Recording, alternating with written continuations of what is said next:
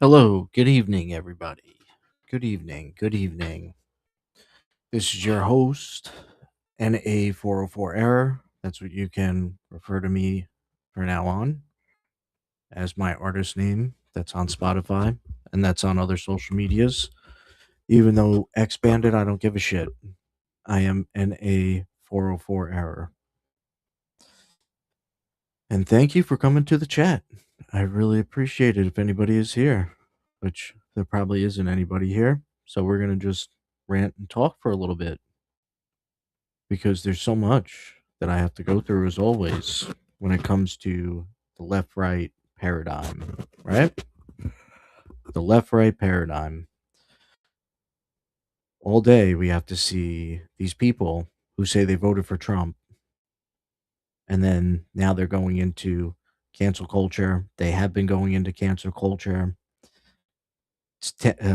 Cancel culture 2.0 that's going on, and it just doesn't end with the cancel culture. It never does.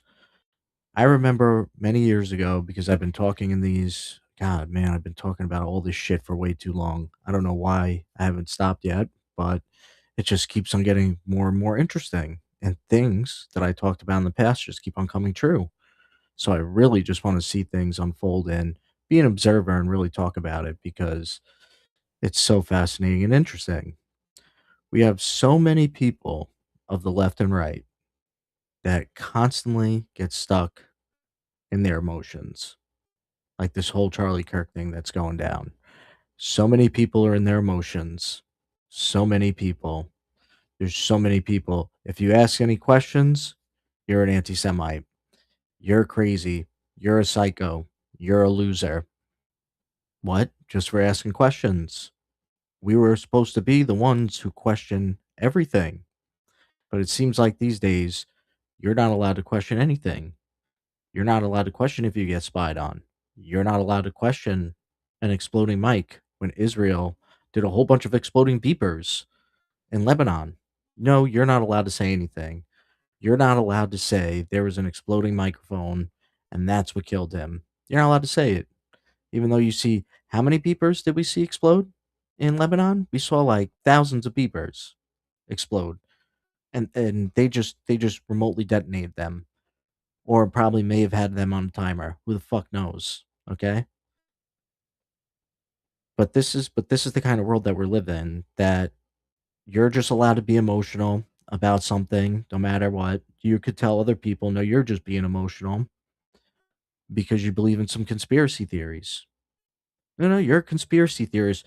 Just keep on using the CIA term for calling people crazy and just dismissing what they say all the time. I've had to deal with this for 15 years of my life. And there's so many people that are out here with the illusion of no, you're not allowed to question the narrative. You're not allowed to do it. Trump became president now. You don't have to do that anymore. Think for yourself. He can think for you now. He's the chosen one, as he says. You're not allowed to think for yourself, though.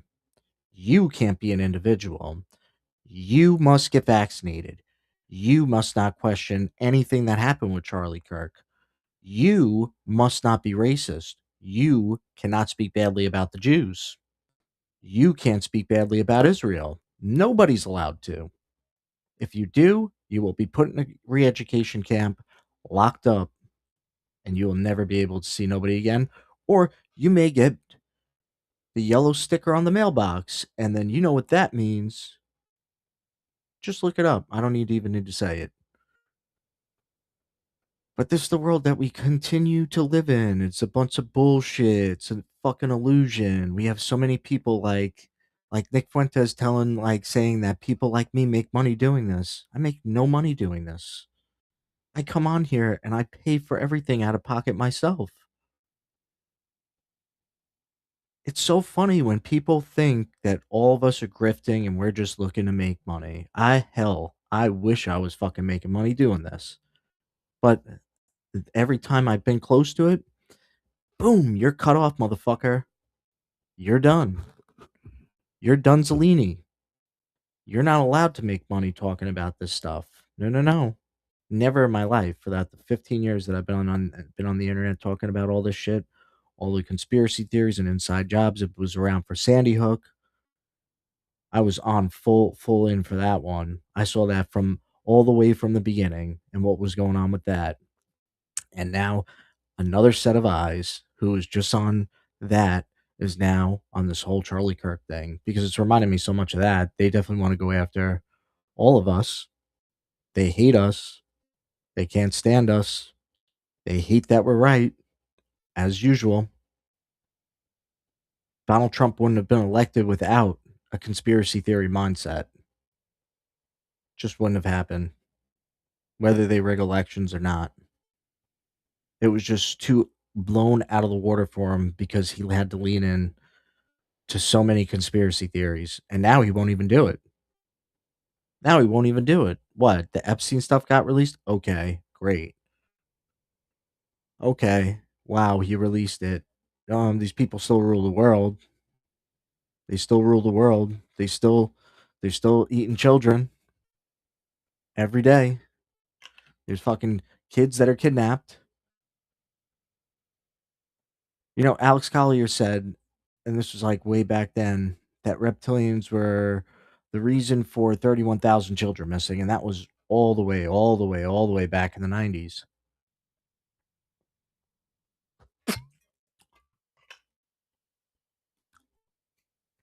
You know, it's just so horrible that we have to sit here every day with the illusion of everything we know.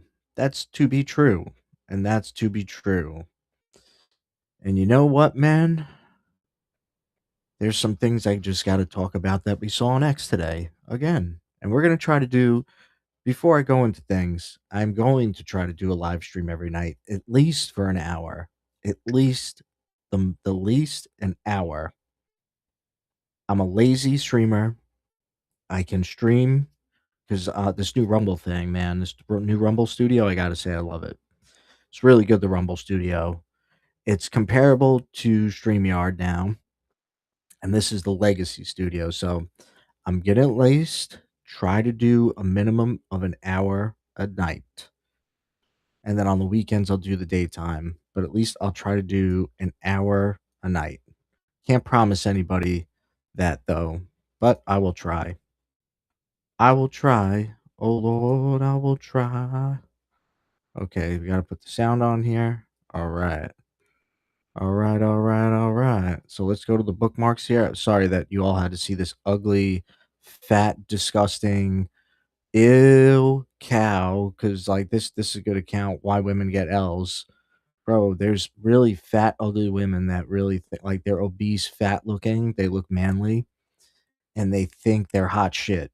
Like, let me show you something. Like, I just want to show you some of these things because we're not going to go into conspiracy theories quite yet, but dude, I just got to show people like something that I saw today. This, why women get L's. Okay, you got to go to this account. It's really good. I think it's probably the best one. What the fuck is that? What the fuck is that? Can anybody tell me what the fuck that is? And then let's go back to these like let's go back here, right? So you unusual skills must make 6 figs over 6 feet and 6 inches. Like, this bitch cannot be fucking for real right now, okay? What the fuck is that? What the fuck is that demanding that a man be what she wants? What is that? Is that fucking Shrek Jr.? Is that Chucky as a human? Like, not as Charles Lee Ray, but like Chucky and doll version? Like, what the fuck is that, man? It's just so scary how fucking a lot of these women are. Like, how can she demand this? Must make 6 figs, which 6 figs is 6 figures, over 6 feet tall and 6 inches. What the 6 inches of cock? The fuck is wrong with these women, man? This is disgusting. This is disgusting. I can't even believe this. This is so scary. Like, she scares me. She's fucking scary looking. Like, I wouldn't if I was over a 6 foot tall guy, I would never date that. I would never even touch that with a 100-foot pole, maybe 200-foot pole, maybe 1,000-foot pole. Get the fuck away from me. That's what I'd be like. The fuck kind of nerve do some of these people have, man? Bro, crazy. And then this one too. This was fucking nuts. This was crazy. I can't even believe it. This one blew my mind too. Just and like we got the sound off. Okay, so let's read that, right? Like we're gonna go push this ahead, right? This shit is crazy. And she's sitting here like pouting and shit and looking serious, this stupid cunt. And then she goes, "My man out of the blue this week decided to have trust issues. Now I'm at work deleting messages between me and every person in the last 6 months.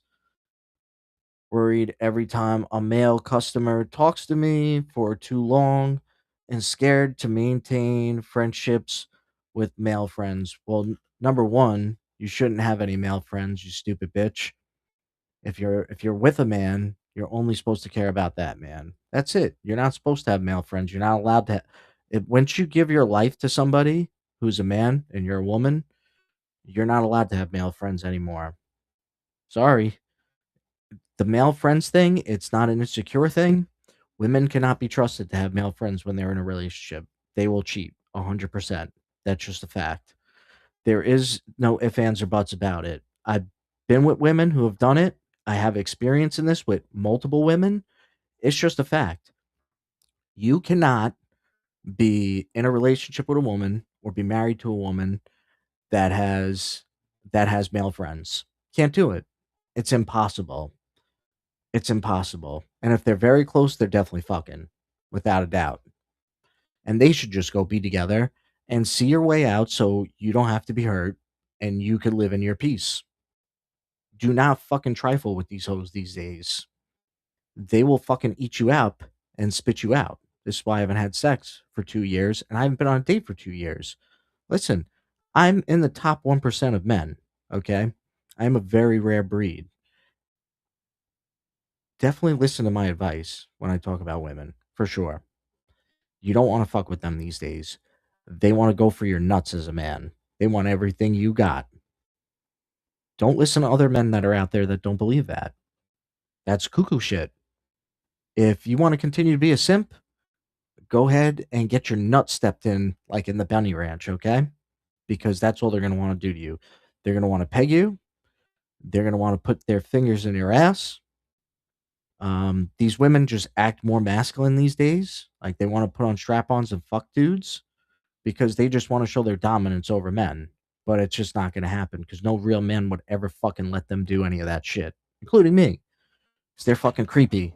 A lot of these bitches these days. Gotta get the fuck away from them.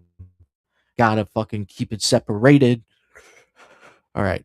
That was enough for that. Let's go on to the main course here. Because, man, did we see some funky shit today, boy? Did we see some funky shit today, boy? A lot of people getting funky today. Oh, man, look at this. Dan Morell. So this is from Diligent Innocent. Dan Morell, which there's like a fucking war with Trump voters. I'm just gonna call myself a Trump voter. I was never MAGA, by the way. I had to hold my nose voting 3 years for Trump, and I didn't like it. Okay, never did I want to vote for a Republican in my life, let alone a fucking Democrat, which I'll never fucking do. And it was bad enough I even voted for Trump, and he was the only person I voted for. And then what? I voted for DeSantis in Florida, but that's because he was doing good shit. That's because doing good shit during COVID. We escaped the lockdowns in the rest of the country pretty easily comparatively to all the other. I mean, to all the other states. We were fucking like, holy geez, like there were still mask mandates in New York. We didn't have mask mandates. We got away from all that shit. There was a guy as a dressing as the Grim Reaper going on the beach trying to scare people. People were like, fuck off, get the fuck away from me. So whatever you think of DeSantis, I don't really care. The guy hasn't tweeted about Israel since a little bit after October 7th. I think Matt Gaetz is influencing him anyways. I think the guy is going on his own direction, but he's trying to get money from somewhere so he could run. but I don't know what's gonna happen with that. But it's bad enough I voted for Trump 3 times and I'd hold my fucking nose about it. And there was many criticisms I've had for him the whole time. It's just there was no way I was gonna vote for wacky motherfuckers who want to put fucking like do chop kids junk off and shit, and that were fucking doing all this anti-white people shit. I'm a white person, so what did these leftists think, that I was just gonna abandon me being a white male? Like, they're fucking nuts. Wasn't gonna happen. But this whole thing with these extreme fucking Zionist MAGA people just going after the whole MAGA base, by the way, because these people are not the MAGA base. They were never the MAGA base. They were the never Trumpers in the 2016 election. A lot of these people who like are vehemently for Trump and vehemently for him and the war with Iran. These are people that did not support him in 2016. They weren't even part of the 2016 coalition. People like Robbie Starbuck and fucking what the hell is his name? That stupid bald Mark Levin, Laura Loomer. I don't even think Laura Loomer was for him at first, to be honest. I was there since the beginning. I was calling into radio stations because he was saying 9/11 was an inside job. Now, that got me on board. He was talking about the Epstein stuff. He wouldn't stop talking about the Epstein stuff. I was all on board for that. I still have that same mentality. And that's why I believe what happened to Charlie Kirk was an exploding microphone. Governor and the FBI. Let's see what this guy got to say. We need to get it done. We're not talking to anybody. We're not saying anything to the media. He says this is above our pay grade. The FBI and the state, the governor and the FBI, that's what they told me. The governor and the FBI said they want this done by Monday, and we need to get it done. We're not asking. Wow. Okay, so that was the guy who paved over the crime scene of where the explosive residue could be, where it was below Charlie Kirk. They had it paved. And this guy, Dan Merrill, who repaved the Charlie Kirk assassination crime scene, was told the Governor Cox and FBI want this done by Monday when asked about it happening days after the shooting. Not supposed to do that if you want to find explosive residue, by the way. Because these people are all piece of shits. The whole fucking narrative is falling apart, and these suckers and these fucking suckers who want to continue to be so angry and emotional, like Gary from Paramount Tactical, that fucking loser. Okay, that guy's a fucking loser. I had some words with him today, Mr. Gary from Paramount Tactical. This guy calls himself a Green Beret, but he's one of the most overly emotional people I've ever seen in my life. He's more like a woman than a Green Beret. He doesn't have the emotions of a Green Beret, I'll tell you that. I think this guy's full of shit. I think this guy's full of shit. I don't even think he was a Green Beret, to be honest. I think he's full of crap. He has the emotions of a woman. Of a woman. Like, I've never seen a man act like this in my life, where he's just super emotional, very super emotional. So I retweeted from this. Who paid real Candace Ode to switch? Was it the Russians, or did she realize changing the narrative was more profitable? She confirmed this was multiple sources. Charlie's neck did stop the bullet, without question. Who paid to flip? Okay, so let's hear it. Was recovered from his neck. Did stop the. So all the way in the beginning of this, like, I really haven't been talking about this that much because and usually, like, because I learned from Sandy Hook, you don't go full head first into conspiracy theories anymore and inside jobs. You just don't do it, because your life will be at stake, your job will be at stake, you will be harassed, you will be doxxed, you will be harassed, your family will be harassed, and you will be targeted. That's how it went during Sandy Hook. That's how it went after Trump got elected the first term. Everybody was targeted. Everybody was fucking targeted. There was people coming to your house. There was people doxing you. There was people calling up your job. There was bots being sent to your personal social media. All that stuff was happening.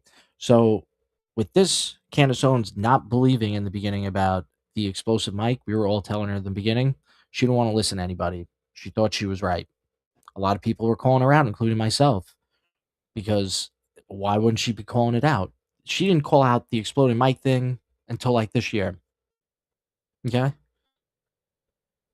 But early on videos show it. I was disproving the palm pistol because I didn't believe it was a palm pistol. Sorry, just don't believe it. Just don't believe it. I believe more it was either exploding mic or the camera behind him still shot into him. I don't give a shit what anybody says. I have a feeling it was the exploding microphone. Just my hunch. Just my hunch. Because, Israel makes beepers explode on thousands of Hezbollah terrorists, but it cannot be possible that Charlie Kirk died from an exploding microphone. Yeah, okay. Yeah, okay.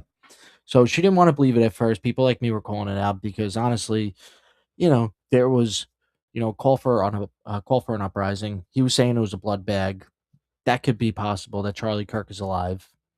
That this whole thing, Candace Owens is in on it, Paramount Tactical's in on it, a whole bunch of YouTubers are in on it, along with the government and the deep state and Israel. All these people could be in on it. She could be on it. They could be on it. They could all just be making money and stirring up shit to be a distraction from something else. My hunch. So I said to Gary, Russiagate 3.0. It's always Russia and China. LMAO. Problem with that gaslighting is she went to Russia, co-parter. Oh, she went to Russia. Oh my God. And Trump went to Russia, had prostitutes, PP on a bed. You sound like a fucking retard. Because he does. He does. He sounds like a stupid leftist. He sounds like a stupid, emotional, woke leftist. Oh, because he went to Russia. Oh, Gary, were in the Green Berets and you went to other countries. Or are you a part of the fucking Middle East wherever you went to, where you were stationed as a Green Beret? Did any of your missions when you went somewhere? Did you come back and be an agent somebody? No. You're a fucking idiot, Gary. You're a fucking idiot, Gary. You're definitely one of the dumbest people I've ever met. I don't even know how the fuck you even became a Green Beret. Did stop the bullet. Did Just proved stop the 100% bullet. multiple Without verified question. co-parter. Okay, and this is going to dispel a lot. Let me tell you. Whether or not it's 30 off 6, and I'm perfectly fine entertaining those things as well. But sorry about that. So I said it's really irrelevant what she said when Rob O'Neill, because Rob O'Neill, the guy who killed Osama bin Laden, is just coming out and wrecking Gary, because now it's like the Osama bin Laden conspiracy theory is going to get mixed in with this too, because we're going to see, because it's going to be the battle of the conspiracy theories now. They're going to use a conspiracy theory that Rob O'Neill never killed Osama bin Laden, that it never happened, which I don't think it happened, but let's see the battle of this conspiracy theories happen, because we have a pretty established guy who's Rob O'Neill. Nobody's going to disprove this guy. Nobody in the establishment isn't. He killed Osama bin Laden. He saved us from the mastermind of the 9/11 terrorist attacks. So it's going to be the battle of the conspiracy theories now. It's going to be the battle of the conspiracy theories. You're going to have all these people who are with Gary and Paramount Tactical and Erica Kirk and Turning Point USA. They're going to say about Rob O'Neill, oh, he never killed Osama bin Laden. That was all bullshit. Obama made that up so Obama could look good. That's what they're probably going to say next. Rob O'Neill didn't kill Osama bin Laden. He did it during the Obama administration. They just lied to us. That's what's probably going to happen next. That's what I have a feeling about it. So, let's see, because Paramount Tactical, he's just a fucking douchebag, that guy. I don't even like all these people that follow him too. These people, whether or not it's 30 off 6, and I'm perfectly fine entertaining those things. So here we go. This lady right here, she was saying some good shit. And back then, you didn't believe this narrative. Now things reversed. She corrected herself, and you became laughing as well. But regardless, because Gary, whether or not it's 30 off 6, and I'm perfectly fine entertaining those things as well. But regardless, talk about that a little bit later. We have a rifle round that we're saying that we have a direct neck shot. Well, any rifle round, I don't care if it hits vertebrae, whatever else, we're going to have an exit wound. And that exit wound is going to be significantly larger than the entrance wound. We're going to see profuse bleeding right away, just like we saw. Everything that we saw in the front, we're going to see at least that in the back, and we never see that. There's Never see. He fucking exposed himself, this fucking idiot. I'm a Green Beret, guys. I'm a Green Beret. Fuck this fucking guy. This piece of shit motherfucker. And probably more. I'm a Green Beret. I should know there's an exit wound that comes out. Oh, but duh. I'm just gonna lie anyways to make money. Extensive. That exit wound's going to be 2 to 3 times the size. It's going to rip and tear tissue with it. To your point, I didn't know that there was no exit wound until you brought that up to me. That changes a lot of possibilities here for me. To your point, 30-06, I've got 2 Browning Belgian-made 30-06s. You shoot a deer in the rib cage and it's going through both ribs. So no, a human vertebrae is not stopping a 30-06 round at 200 meters. It's just physically not a thing. Doesn't matter what kind of tips they are. And for everybody else saying, it hit his collarbone. A collarbone is not going to deflect around like that at 30-06 either, or really even any. Maybe a pistol round. Maybe you could enter. See, and this guy, he knows the fucking deal. This fucking Gary loser, fucking Paramount Tactical scumbag over here. He's a fucking scumbag. A high-powered rifle round is not going to deflect like that off. No, because it would never happen. It would never happen. And this is Valhalla VFT over here he's talking to, which he has been disagreeing with him. He's also a Green Beret. Collarbone. So let's that collarbone was there. Let's start, because again, and so everybody knows, when I first saw the footage and I first saw the shots and along with a weapon, Gary, I think we're both in agreement. There is a 0% chance this is a direct hit to the neck with a 30-06 round. I think there's 0%. I don't think it's 0%. Yeah. So see, he knows it. He knows it. He's been doing this shit the whole time, and he's known the fucking truth. This piece of crap. This fucking piece of shit right here. This guy's a piece of shit. Fucking faggot ass piece of shit. And all the people that follow him too, fucking demonic. They're all fucking demonic motherfuckers. All these people. Oh, it's the Jews. It's the Jews. Oh, really? Is it Guy Niemer? It's the Jews. You don't even know what a fucking Jew is. Okay? Most people don't even know that the Jews of these days, they don't practice real Judaism. They don't practice real Judaism. Real Judaism is going to sacrifice an animal in the fucking temple. Okay? In the temple. These people don't even know. They don't even know the difference anymore. This fucking wacko right here is fucking DMing me. This fucking wacko, which I won't show his face on here. This fucking wacko piece of crap. This is your therapy. The guy needs fucking therapy. He's fucking DMing me. Fucking weirdo creep. Fucking blocked me, this weirdo fucking creep. Yeah, you weirdo fucking creep. I hope you're watching this, you weirdo fucking creep. Oh, this is your therapy. And then No. this is what he says, right? This is what he says. All I know is Candace fans are willing to lie and dox people, and she hasn't proved a single point. No, bro, you're going around fucking harassing people all over the fucking place. You fucking weirdo. Fucking cuckoo bird. Go, get off the internet, you fucking cuckoo bird. You're fucking weirdo. Here he is. Fucking weirdo. This guy's from Long Island like I am, too. You're a fucking weirdo, bro. Go get some fucking meds. Or whatever the fuck you have to take, you fucking weirdo. So, where was I? Oh, yeah. Let's go back to... Oh, wait a second. We do have to show another person who answered me. Another person who answered me. I worked... He fucking answered me, Robbie Starbuck. I worked my entire life, started successful business, employed thousands of people, and paid for my own studio. I don't shout out any advertisement in the video. Right, right, right, buddy. You're full of crap. Right, buddy. You're full of crap. You're full of crap. I don't believe I don't believe anything you say. Never have. You're Steven Seagal Jr. with that ponytail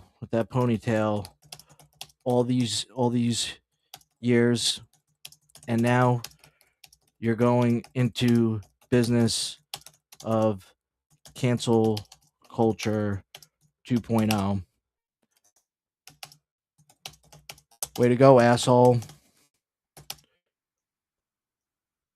Nobody knows if you're actually gonna donate the money. Nobody knows if you're actually gonna donate the money.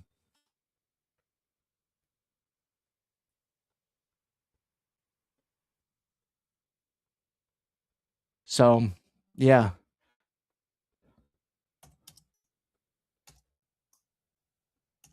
You putting you.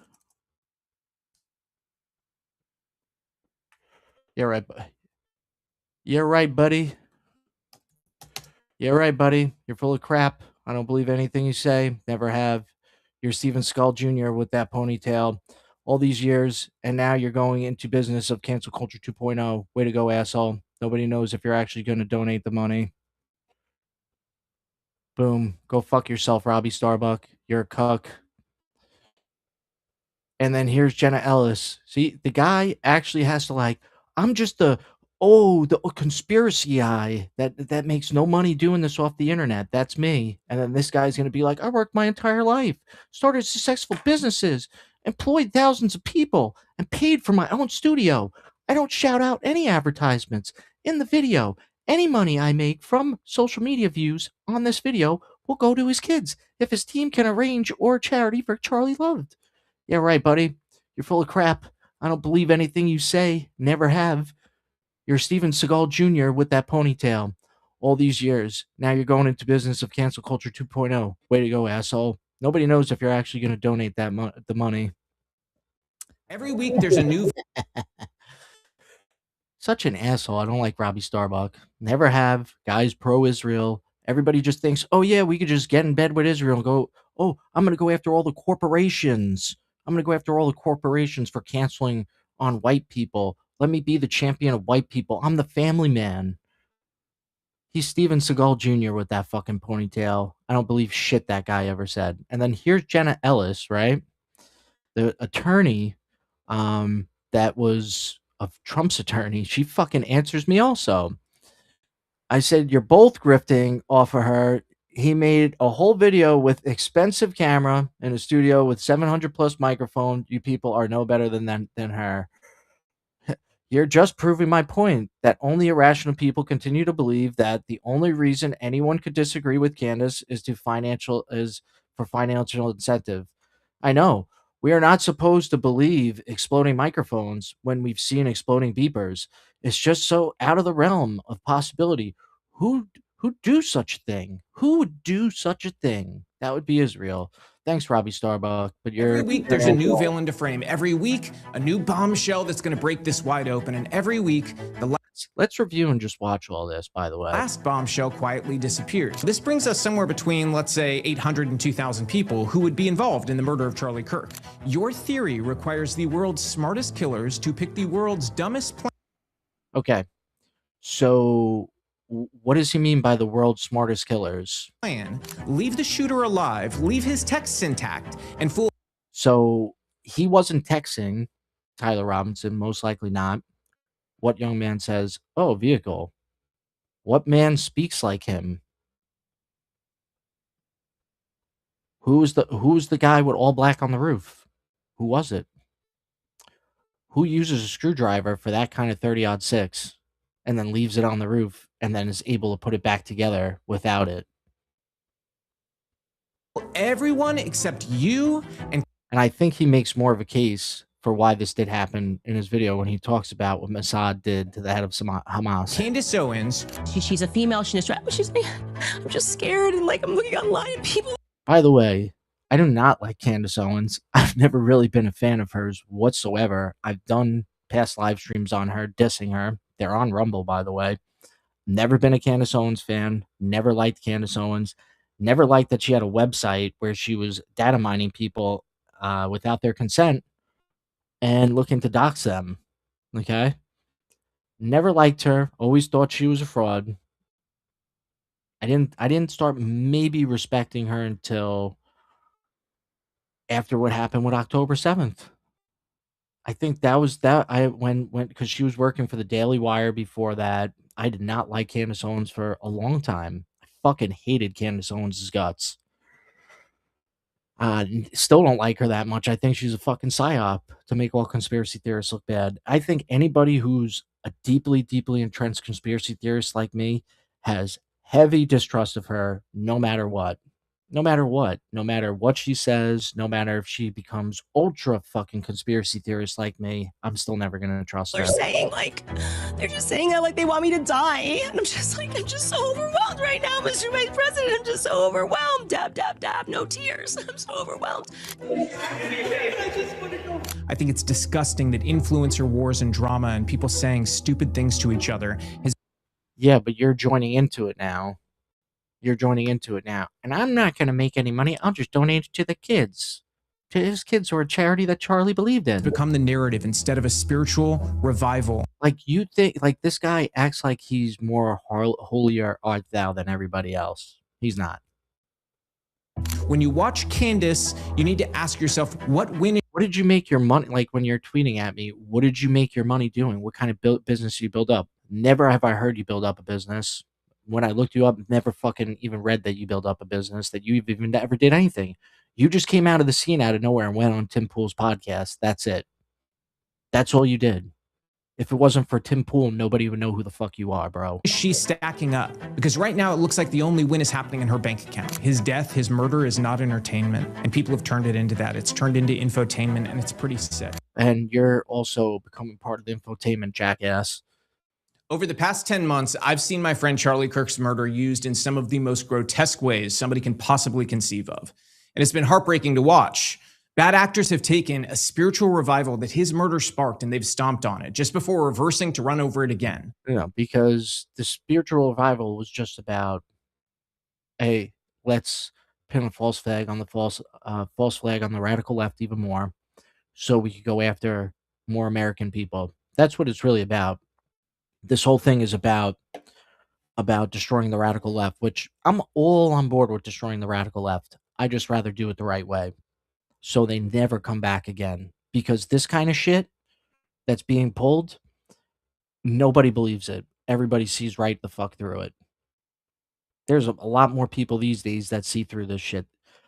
Nobody wants to make up with the woke left after what they did during COVID. Nobody likes them. Nobody likes the radical left. I fucking hate the radical left. I sure as fuck don't want to join in with them. If Tyler Robinson's a radical leftist, hell, I wouldn't really care if he was even fucking executed, guilty or not. But I'd rather do things the right way. I'd rather do things the right way. I don't like doing this government inside job shit because they couldn't get a narrative because they wanted to go to war with Iran. The only way to do that was to kill Charlie Kirk. Now this whole war is unfolding because when we attacked them last year and Charlie Kirk was alive, Charlie Kirk talked Trump out of it.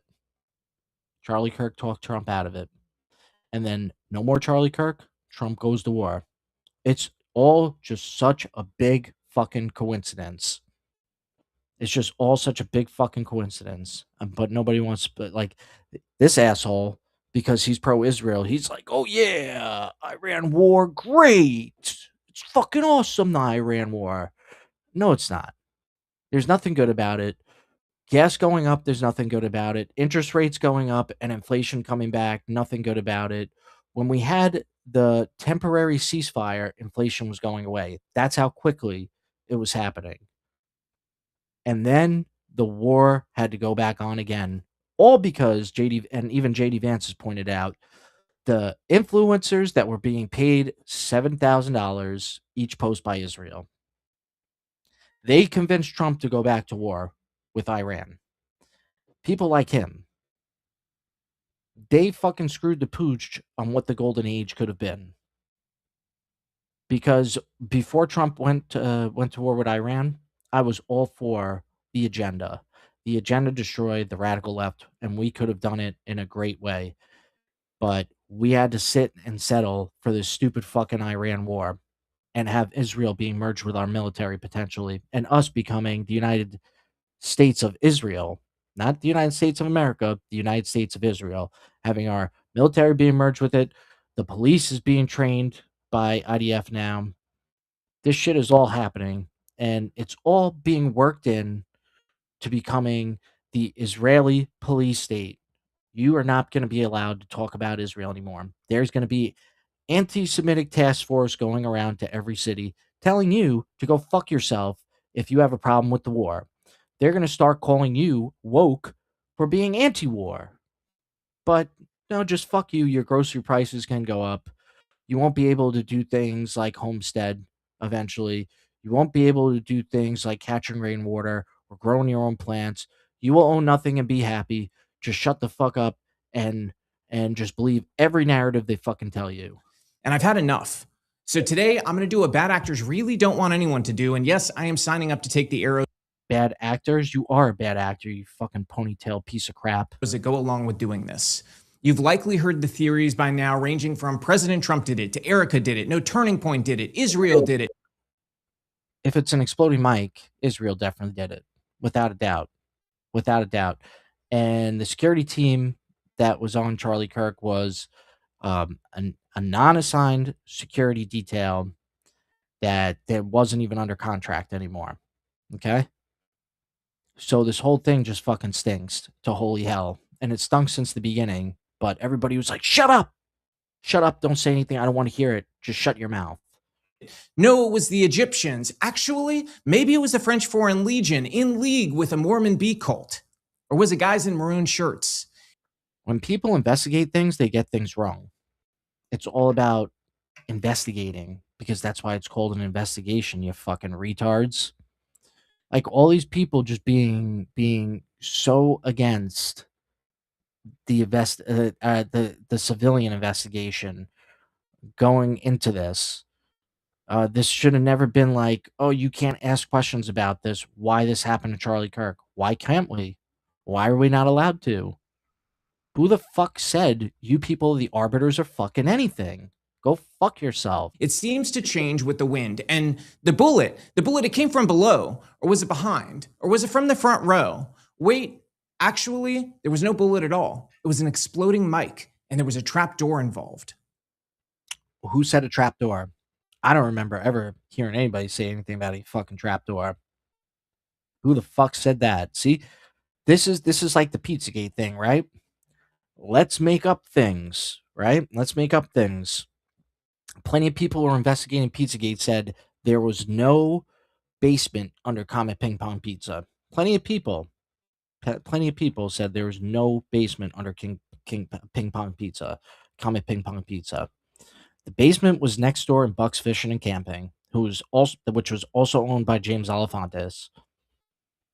See, we got Sandy Hook, Pizzagate, and now we got this as the third great conspiracy theory. Okay? I'm going to call this the third great, well, actually, JFK was the first one, right?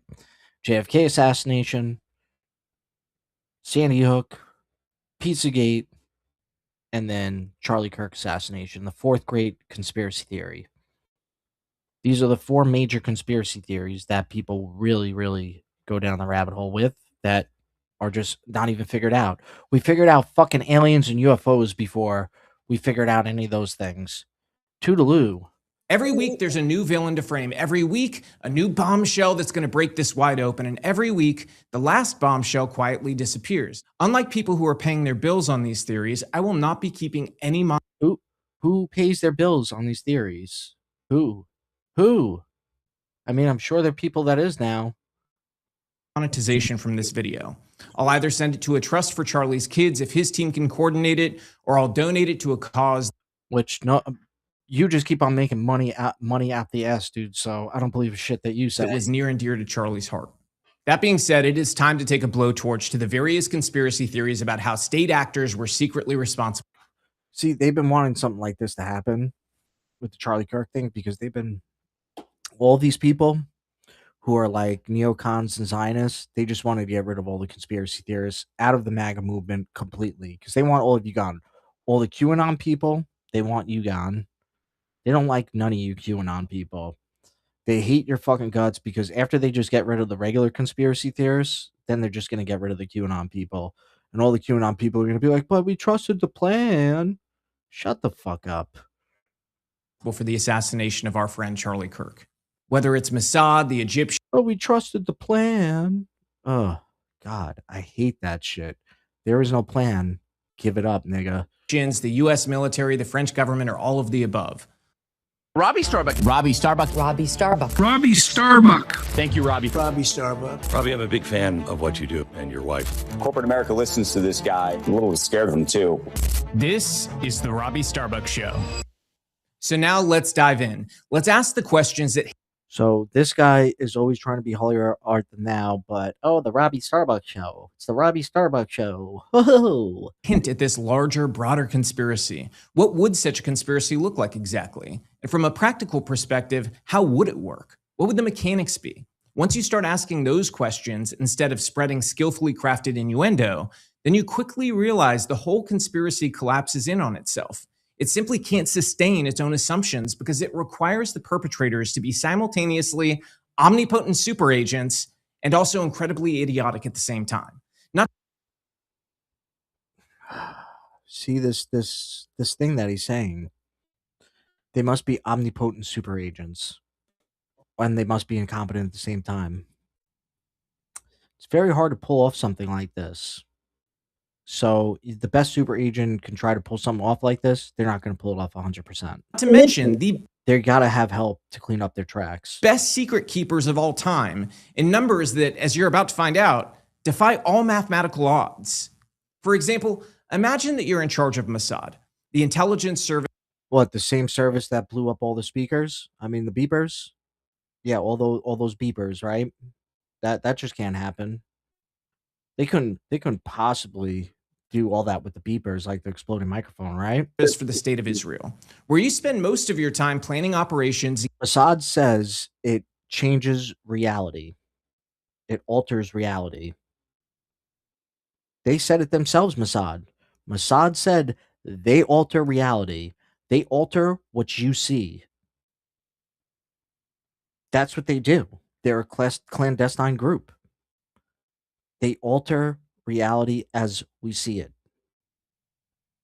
Against Hamas, Hezbollah, Iran, and so on.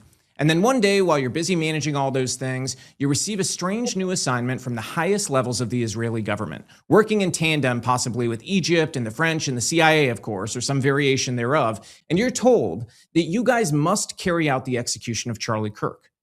Put aside the question of why Israel would want to kill a man where, if they were ever found out, they wanted to kill him because he was done. He was done. He was turning on him. We were all seeing it unfold before our very eyes that Charlie Kirk was done. He was done with Israel. He had enough of Israel. He didn't give a shit about the Jewish donor money. He was done with it. He had enough. He had enough. They'd risk a war that could very well wipe Israel straight off the map. As the leader of Mossad, let's pretend that's just above your pay grade. So your sole responsibility now is to murder the founder and leader of Turning Point USA, which incidentally just helped elect Donald Trump, who was easily the most pro-Israel president. Except Donald Trump got called a Nazi for like a decade straight, and most Jews in America voted against him. That I have seen in my lifetime. So, if you were given this order, how would you execute it?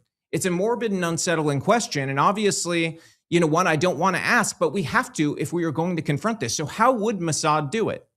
Well, consider the murder of Hamas military leader Mahmoud al-Mabhouh in a hotel room in Dubai. He looked as though he died of a natural death in his hotel room, which was locked from the inside. In truth, Mossad agents injected him with a drug that paralyzed him. Then they suffocated him. Of course they did. Of course they did. They're fucking brutal, Mossad. And sneaky weasels. And they would have gotten away with it too, except for the fact that Dubai authorities pieced together the assassins' movements with CCTV. They found the killers were using fake passports from countries like Australia, Ireland, the UK, France, and Germany. One of the passports used the name of a British citizen who had never actually even been to Dubai. It was a similar strategy that Israel used in 1997 when Mossad agents posing as tourists used fraudulent Canadian passports in their attempt to kill a Hamas leader named Khalid Mashal. When they saw their target, the Mossad agents injected him with a synthetic opioid, using a device that they placed next to his left ear. He quickly went into a coma. The drug would have killed him except for the fact that the assassins were detained as they tried to make their escape. To secure the operative's release, Israel had to provide an antidote. Then there's the case of Wadi Haddad, the Palestinian militant that mysteriously died in East Germany at the age of 50. Doctors in Iraq suspected that he had been poisoned, but they couldn't prove it. Officially, he's classified as a leukemia death. But according to the investigative journalist Ronan... Oh, and at the time, I bet everybody was saying, no, you're crazy. No, you're all crazy. Anybody who had conspiracy theories about that at the time, I bet they were called crazy. Bergman, Haddad was actually killed by a slow-acting toxin that was custom developed in an Israeli lab. Wow, and see, he makes the case like right in the beginning for all this shit. But let's continue. A Mossad operative with access to Haddad's home had secretly placed the toxin in Haddad's toothpaste, and every time he brushed his teeth, he introduced more of that poison into his bloodstream.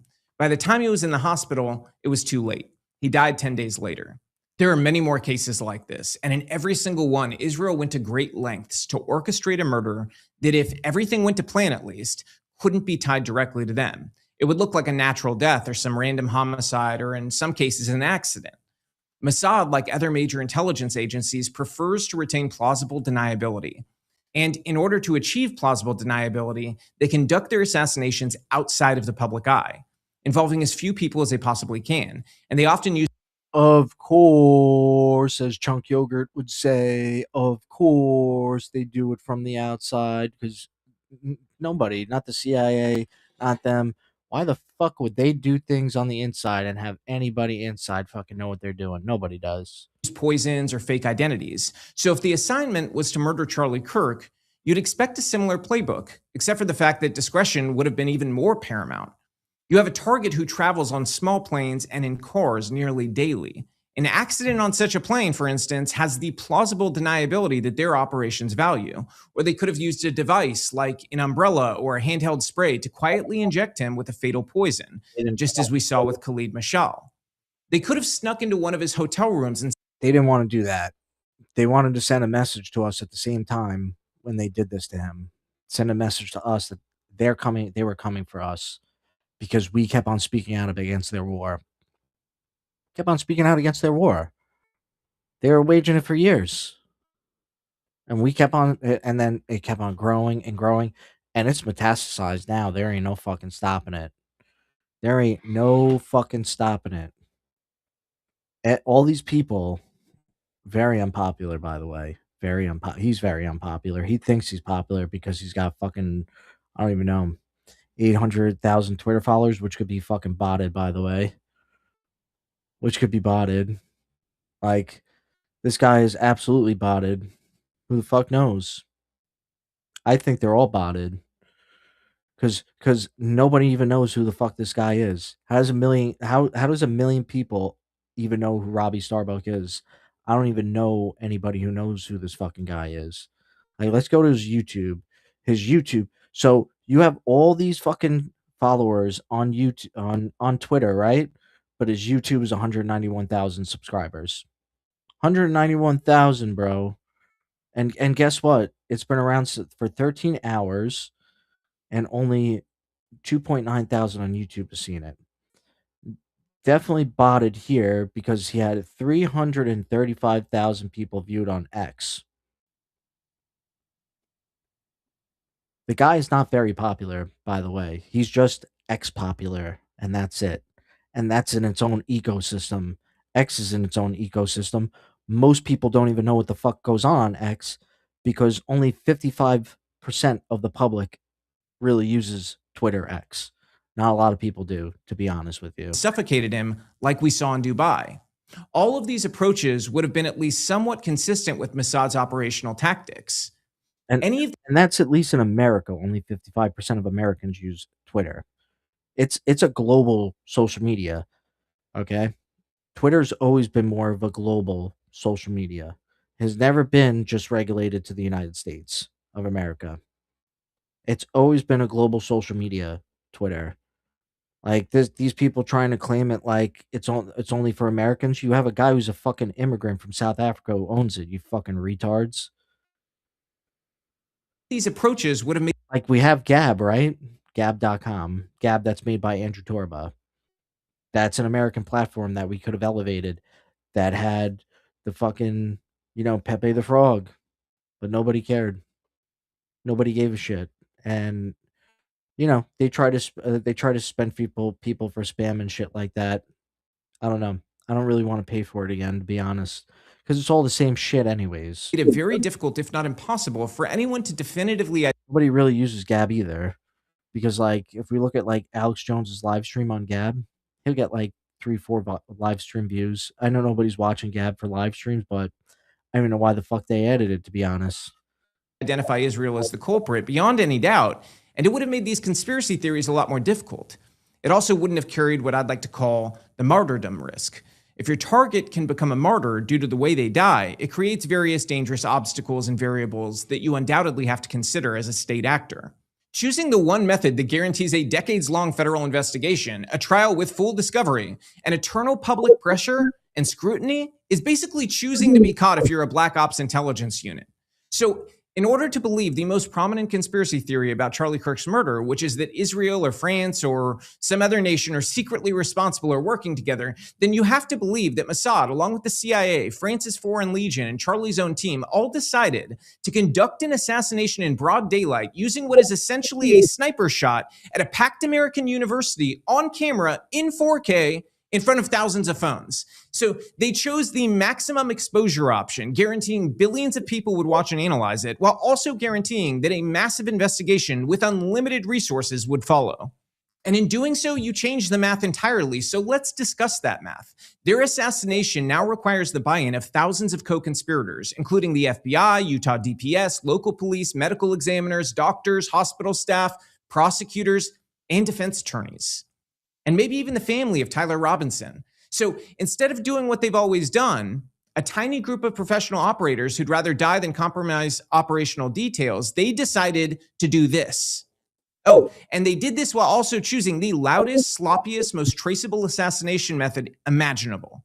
That would mean they have pulled off both the most complicated and impractical assassination in the history of assassinations, while also choosing the most stupid option, in which case you must think they are singularly genius villains who have managed to keep thousands of co-conspirators silent, but they're also so... Okay, like, he keeps on conflating this together, right? This whole thing, they must be like super agents, but idiot incompetence at the same time. I mean, what is that? I don't know why he keeps saying that. This is like linguistics. This is elaborate manipulation of the situation here. Okay, stupid that they've left breadcrumbs for Candace Owens and Ian Carroll. It's not just Candace Owens and Ian Carroll. It's many veterans. It's generals. It's Rob O'Neill. Okay, Green Berets, Navy SEAL Team 6 guys. Like, this guy saying, "Oh, it's just Ian Carroll and Candace Owens," straw manning to the core to crack the case. Does that sound a little they didn't crack the case. There was other people investigating this that were way more competent that they got information from, by the way. Ridiculous? Ian Carroll, incidentally, is they think like that they keep on strawmanning Ian Carroll and Candace Owens because it's really easy to go after them. It's super easy to go after Ian Carroll and Candace Owens. Super easy to criticize them. Super easy to fucking put them down. Super easy. It's not hard. They're really good patsies for conspiracy theorists. Same guy who claimed that Charlie had, quote, devoted his life to serving the Jews. Jesus defeated death so you can live. And you've dedicated your life to serving the people who killed him. That's true. Because Charlie Kirk did say he was dedicating his life to the Jews at the time. So, just a couple of days before his assassination. Yeah, so what is that supposed to mean? That we're not allowed to say anything about him or after his death or alleged death because he could be in Valhalla. I'll see you in Valhalla, buddy. What Indian guy says that? So again, in order to believe that some state actor murdered Charlie, you have to conclude that the perpetrators are simultaneously omnipotent and completely idiotic. But here's the thing. Intelligence services that can orchestrate perfect cover-ups don't need public rooftop shootings. Yeah, they do. Yeah, they do. JFK? Is this guy fucking stupid? And intelligence services that would botch it as badly as the Candace clique would like you to believe they have, they can't. See, these are the people, these are the normies that we should all just get rid of, okay? The normie, I'm a man, I'm a family man. I'm a family man. I raised up my own business. I'm going to donate to charity. You're a fraud. You're a fake. You're part of the UniParty Matrix illusion.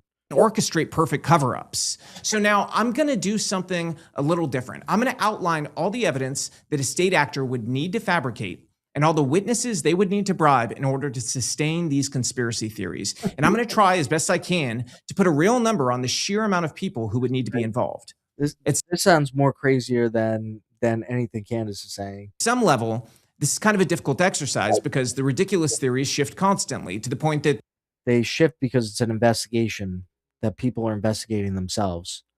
During investigations, narrative shifts, things shift, new evidence is found. Maybe you go back and look at things that were previous evidence that you may have overlooked something. Is this guy fucking stupid? They're often contradicting themselves. Even during investigations, things will even contradict themselves. This guy is fucking really dumb, bro. Even when they're coming. See, this is why stupid, like real smart, intelligent, talented people, they do not get rewarded in society. So if any of you who could be watching, could be a very talented person, you may know it yourselves. That each one of you are very talented people. And you know you have all the talents in the world, and you're much more competent than people that work in the government. This fucking ass clown, okay? That you're more competent than majority of people in the country. Because if you're watching this, you're definitely a competent person, without a doubt. You could be more competent than most people, but you will never be given a chance. Nobody will ever look at you and say, hey, let me take this person under my wing, or let me elevate this person, or let me give this person an office, or let me give this person a piece of land. Let me give this person an opportunity with an investment. No. None of you are going to get that. Because they don't want any of you to elevate. They don't want any of you to be successful in life. It's all done by design that stupid people become successful. Because the real people who make money in this country are fucking retarded. Are fucking literally retarded with a low IQ. People who go to college are really stupid. They really are. There ain't nothing smart about a fucking college person. Let me tell you. Coming from the same people, but I'll do my best. Here's a video compilation that was put together by the freelance filmmaker Nathan Livingstone showing Candace Owens. Oh, you mean the Milk Bar TV guy? The Milk Bar TV guy? Okay. Various theories over the past few months. And thinking that a shot went off from here, if that was just maybe like decoy number 2, and actually Charlie was shot from beneath him, which then could maybe explain why there was no exit wound. Maybe everyone's looking up when we should be. So this is September 23, 2025. Looking below, right? maybe we should be looking below. People are doing very, what I would say, credible videos, people that certainly have the credibility, are ballistics experts that are saying that what we see in the front is an exit wound, not an entry wound. Theory that is being floated that Charlie was shot from the back. And I'm telling you this 100%. You know what gets mixed up in editing compilation videos? Context. The long, drawn-out context of everything that she says. The mainstream media always did this, and now they're just taking these fucking independent creators because they have giant egos and they don't want to be wrong about anything. Let's just take little short clips and let's compile these clips and then let's make her look wrong. We're just gonna do what the mainstream media does. We're just gonna let's do what the radical left does. Let's just clip things and not show the whole context about anything. Charlie Kirk was shot from the front, and at least a fragment of the bullet was recovered from his neck. What I can state rather unequivocally is that there is now more evidence, more evidentiary support that Charlie may have been killed by a rigged explosive device that was on him. By the way, all of last year in 2025, she didn't want to hear about it. She didn't want to hear about it. She was not on board with the exploding mic whatsoever. She didn't want to hear about the exploding mic. There were people trying to tell her. She was shooing people off. She's not the one who came up with the exploding mic theory. There was many other people that came up with her before that. Many other people who investigated it, who are much brighter, much smarter, much more intelligent than she is, much more seasoned vets that were in the military. Rob O'Neill now coming out and saying it looks like there was an explosive that could have killed Charlie. But, you know, she didn't listen to it. But here we go. They're going to make her the queen of the exploding mic theory when she's not the one who even came up with it. There was people that came up with it straight from the beginning and saw it, and she didn't even notice it whatsoever. I never dismissed the exploding mic theory. I was always clear to my bullshit. I'll say one thing you did. You dismissed the exploding mic theory. You absolutely dismissed it. You dismissed it. You dismissed a lot of people. This is why nobody believed you in the beginning, Candace, that you were legitimate about this whatsoever. This is why I was calling you a fucking mark that was just created by Israel to make all conspiracy theorists look bad. And I still think you're trying to look to do that. I think it got so overwhelming that you had to go finally and say the truth about the exploding mic, because I didn't want to talk about this shit throughout this whole time until you recognize the exploding mic, because that's what that's what a lot of conspiracy theorists like me were saying in the beginning. And I didn't want to say nothing because I didn't want to be a part of this whole stupid little drama that all transpired out of this, because it's all a divide and conquer ploy to bring more order out of chaos. So there was no way I was going to go with this until most people would get on board with it, because that's what really happened. There was no fucking palm pistol, Val Venus. Take it easy. Team that I thought there was something there. And then my producer has a note that there are a lot of comments asking about the microphone theory. Here's what I will say about that. When I looked at image from the side, the microphone is still on him afterwards. So like when you see it from on, it looks like it kind of disappeared. Even they have to show that she was disputing it, that she didn't want to get on board with it in the beginning last year. She did not. People were saying it because this was September 30th, 2025, when she dismissed it from everybody. She was dismissing the microphone, the exploding microphone. She was dismissing it since the beginning. And there was many people right after that Charlie Kirk got assassinated that were saying it was an exploded mic. That's the only smoking gun that there was the exploding mic. But then it kind of shifts when you look at the Now there could have been another shooter up there. They found two different kind of bullets from a 227, I'm pretty sure. Another different kind of bullet on top of another building. And they just don't even want to bring that up either. When you look at the perspective slightly to the left, you see that it actually stays on him and it's just in the fold. I would imagine if anything did sling into him with that kind of a force, it would fall off and I can tell you it doesn't fall off. Yeah, I never changed my mind. Maybe we should be looking below. Yeah, but you did. Yeah, but you did. Oh, Charlie was shot from the back. Charlie Kirk was shot from the front. Charlie may have been killed by a rigged explosive device that was on him. Did you see this, like, Nathan Livingston guy, the Milk Bar TV guy? He was full on conspiracy theories during COVID, and then after that, he was just, I'm not into conspiracy theories anymore. Because a lot of people, when things started getting normal, no, we don't want to be a part of the conspiracy theory crew anymore. Conspiracy theories are nuts. Conspiracy theories are nuts. It's like everybody just like, they only believe the COVID stuff as being because it came true, that they weren't conspiracy theories. Now they don't believe any conspiracy theories anymore. Catch all that? Candace definitely hasn't changed her mind at all. I mean, the bullet, it came from Oh, but I'm sure you've changed your mind about things throughout the years, haven't you? below Charlie Kirk, or behind him, or in front of him. And by the way, maybe there wasn't a bullet at all. There was actually an exploding microphone.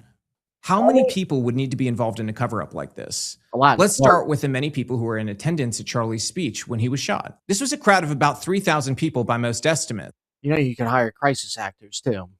We're definitely going to go into that. There could definitely be people that were hired crisis actors in the crowd. 100%. 100%. I don't give a shit what anybody says. There definitely could have been people that were hired as crisis actors, because there was this one guy who was talking about it on camera, and then these other people came out of nowhere and started pushing and shoving him. Why were they doing that? He was just talking about what was going on. Why were they pushing and shoving him? That was weird. We're going to show that. Why do so many of them have to be involved? We can find that and show that. Might be a little hard to find, but we could definitely find that, because I remember that they started pushing him. He was a Charlie Kirk supporter, and there was other Charlie Kirk supporters trying to stop him from interviewing about it. I don't know what the fuck that was. It was very strange. Let's go down the list. For starters, there is no way that former Utah Valley University officer Christopher Bagley wouldn't be involved in one of these theories. He's the campus police officer who first heard the shot coming from the rooftop of the Lossie building. He then ran up to the top of the building and discovered Robinson's sniper nest, which led investigators to immediately begin reviewing all the relevant surveillance footage. The same footage that eventually led... Yeah, grainy 1990s, like UFO kind of just horrible. We're in 2026 and we still have horrible, grainy CCTV footage. What's up with that? Same thing with the Epstein thing. It was like 2019 and we're still seeing just horrible in a prison where you're supposed to be surveilling people who lose their rights from committing atrocious crimes, and we have these fucking CCTV fucking cameras or old style fucking cameras from the 1990s that have not been updated, and this is the kind of footage that we continue to get from these son of a bitches. Indirectly to Robinson's arrest. If there was truly an exploding microphone or a gunshot from below Charlie, then Christopher Bagley must be in on it according to these theories, right? What? What's with the trapdoor thing? With the shooting coming below him? What the fuck is that? I've never even heard of that yet. See, they make up their own theories, these people. He's far from the only one. All the people in the crowd who immediately... Like the trapdoor, like, I never heard of this fucking trapdoor thing. This is fucking stupid. Immediately turned and looked toward the Lossie building are also implicated. I mean, after all, if Charlie's microphone had exploded, why would they look in the opposite direction? Watch this. Counting, we're not counting gang violence. Oh my God. Not all of them looked in the other direction. Actually, a lot of people looked straight at what happened with Charlie. Let's slow-mo that one. Let's slow-mo that one a little bit. Okay? We're gonna slow-mo it big time. I mean, after all, if Charlie's microphone had exploded, why would they look in the opposite direction? Let's go slow-mo through that then, bitch. Watch this.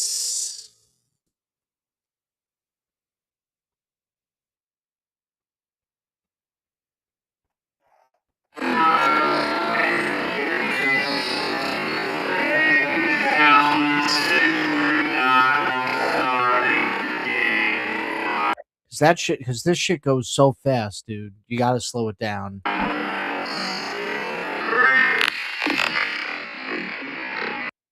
Who turned? Who fucking turned? Nobody fucking turned. Nobody did. Everybody was looking straight. These are the only people that are looking that way. Just these people. Who the fuck else is looking over there? Nobody else was. Like, he's just looking at these people right here with their heads because they're looking the other way. By the way, this guy is looking back over by Charlie again. What the fuck is this guy talking about? This guy? Where are these people? Look at all these other people. Look at these people down here. Look at these people over here. Look at all these people. They're all looking not the way that he's saying. Everybody. Look at everybody, dude. All still looking at Charlie, by the way. Not looking over. Look, everybody was still looking at him.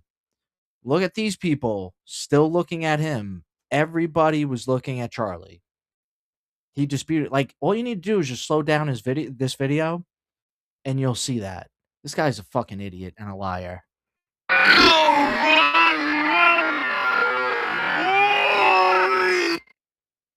Yes. They're all looking away from the alleged microphone explosion. No, they're not. And you know what that means? No, they're not. No, they're not. You're a fucking liar. You straight up just like lied right there. No, they weren't. There was only a couple people looking away. A couple out of all those people that were there.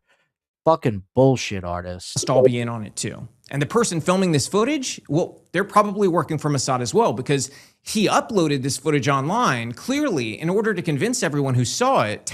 No, he didn't even look the other way. Of millions of people. Probably just directed his fucking camera to the other way because he just wanted to see what the fuck was going on. That the shot actually came from the Lossy building. So everybody around him, they must all be in on it too, which is really diabolical. I mean, there's probably some people in the crowd that were in on it for sure. There were probably crisis actors that were hired. You know, even the woman, right, at Trump's assassination, the woman of the husband that got killed, she thinks it was a staged inside job, what happened with Trump at Butler that day. That's all coming out too, that was fucking staged. Well, because both these situations were fucking staged. Evil stuff. Who doesn't want to find out the really deep, dark details of who hired Thomas Crooks? Does anybody really think that fucking nerdy ass kid did it by himself? Get the fuck out of here. Think about it. On top of that, no one in the crowd has come forward with video footage showing the explosion of a microphone. Imagine that. Instead, because I guarantee you, not many people were taking a video in the crowd that day. They were just paying attention to the spectacle that was about to happen with Charlie Kirk. All we have is footage showing the kinetic energy of a bullet causing Charlie's shirt to move at the same time as the impact. That is it. No one reported a chemical smell. No one saw any vapor. No one felt any kind of shockwave. In short, pretty much everybody in the crowd decided to cover up the explosion of his microphone. That is what you would have to believe. And then you have all the people in the crowd who are wearing maroon, which is obviously a sign they were involved in the assassination somehow. Watch this. So remember when I told you that I had noticed an oddity about September 10th regarding the amount of young men who were alone in the crowd and were wearing maroon shirts? And then, of course, the neocons tried to mock me. Ha, ha, ha, maroon shirt. She's going crazy.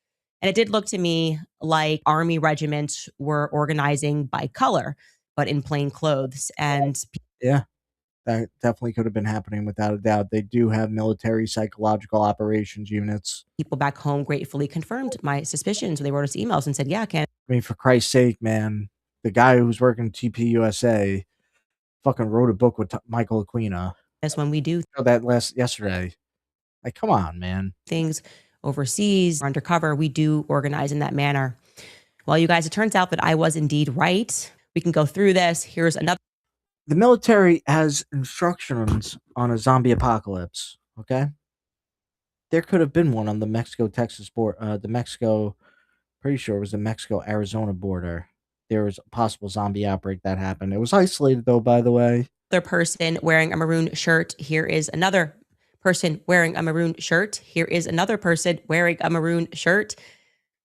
This guy who gave us all the footage, I found him to be remarkably suspect, and his son was wearing a maroon shirt.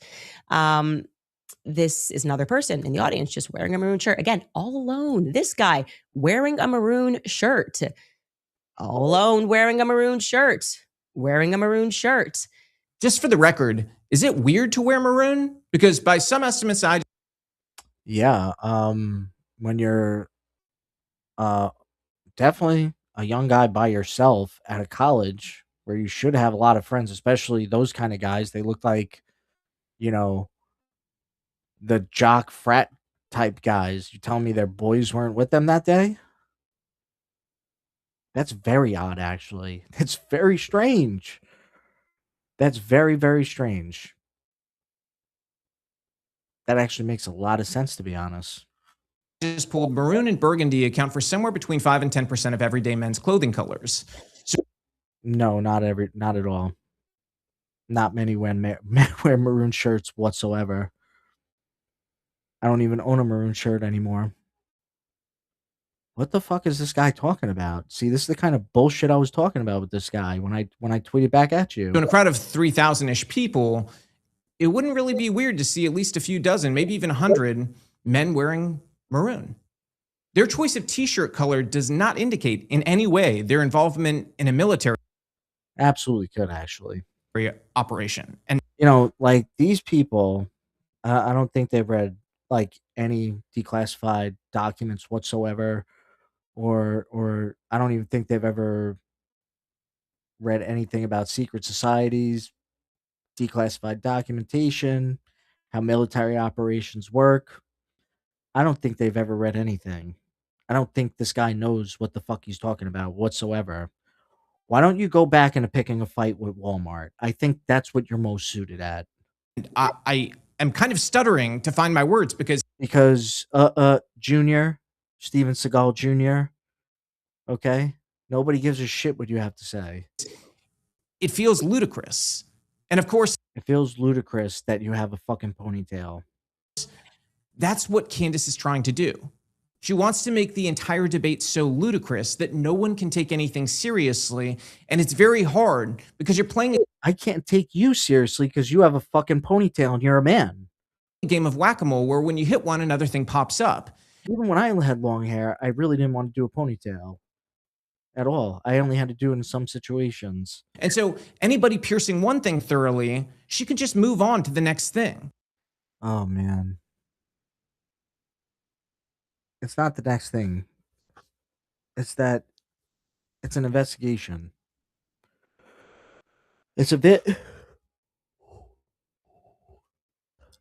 vast investigation by the public because obviously nobody else really wants to do this. So the only people that can do it are these people and other veterans and Rob O'Neill.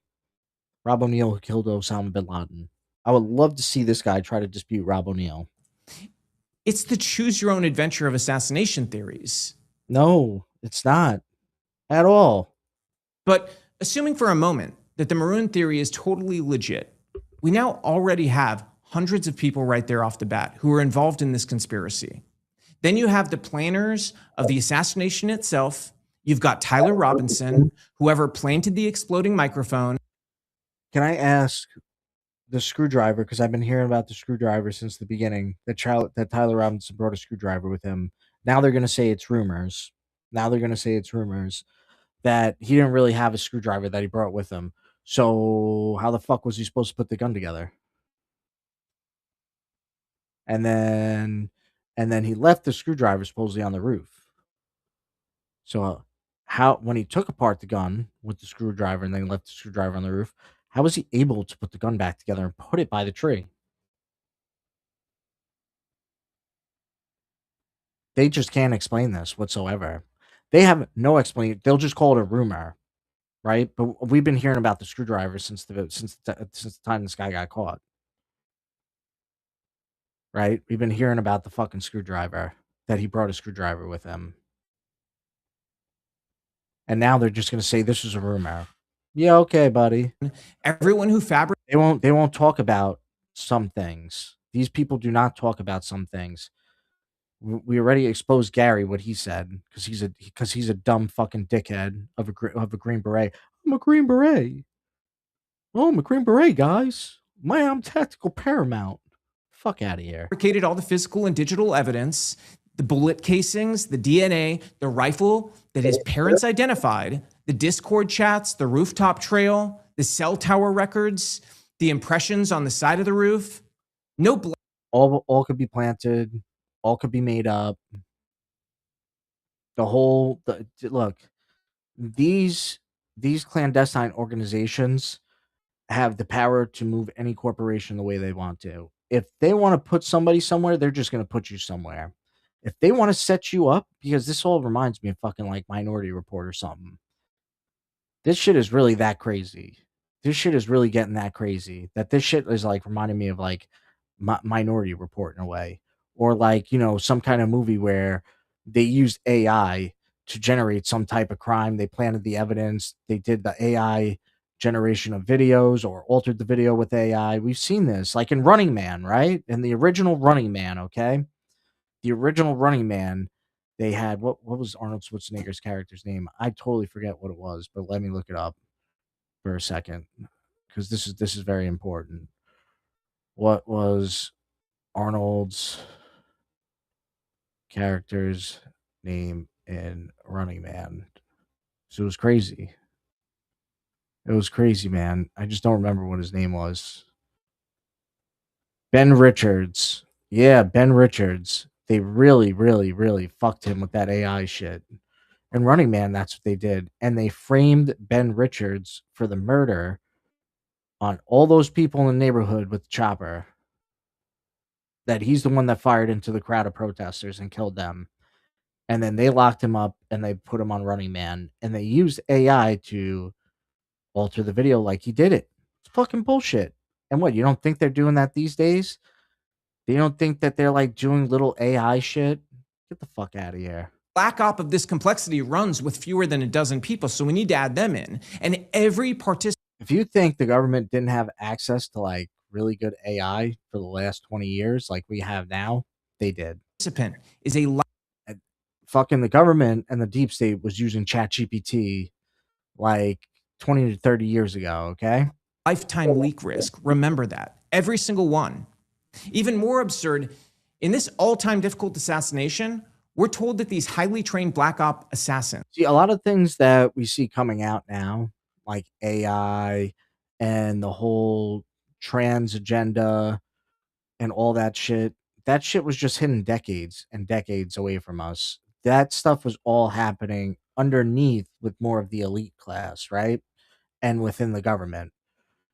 The big celebrities throughout the last, I don't know, probably like ever since the inception of Hollywood, probably were not the same sex that they looked like.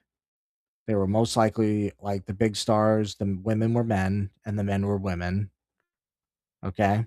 That's probably just fact. And they've been doing and they're still doing it, but they're little by little slow rolling this out to us little by little, just getting us used to it. And then they'll come out with the big grand fucking finale of, oh yeah, to let you know, straight men, all the celebrity women you've been looking at your whole life, yeah, they've always been men. They've always been men. And then all the women that idolize these men, they were women. But I'm sure a lot of these people that were with them had to sign NDAs and then make up shit because they were getting paid by them to become rich as well. So like the world is not what it seems. The world is not what it seems. There's a lot of fucking fucked up shit going on. Managed to pick the wrong caliber of bullet for the job.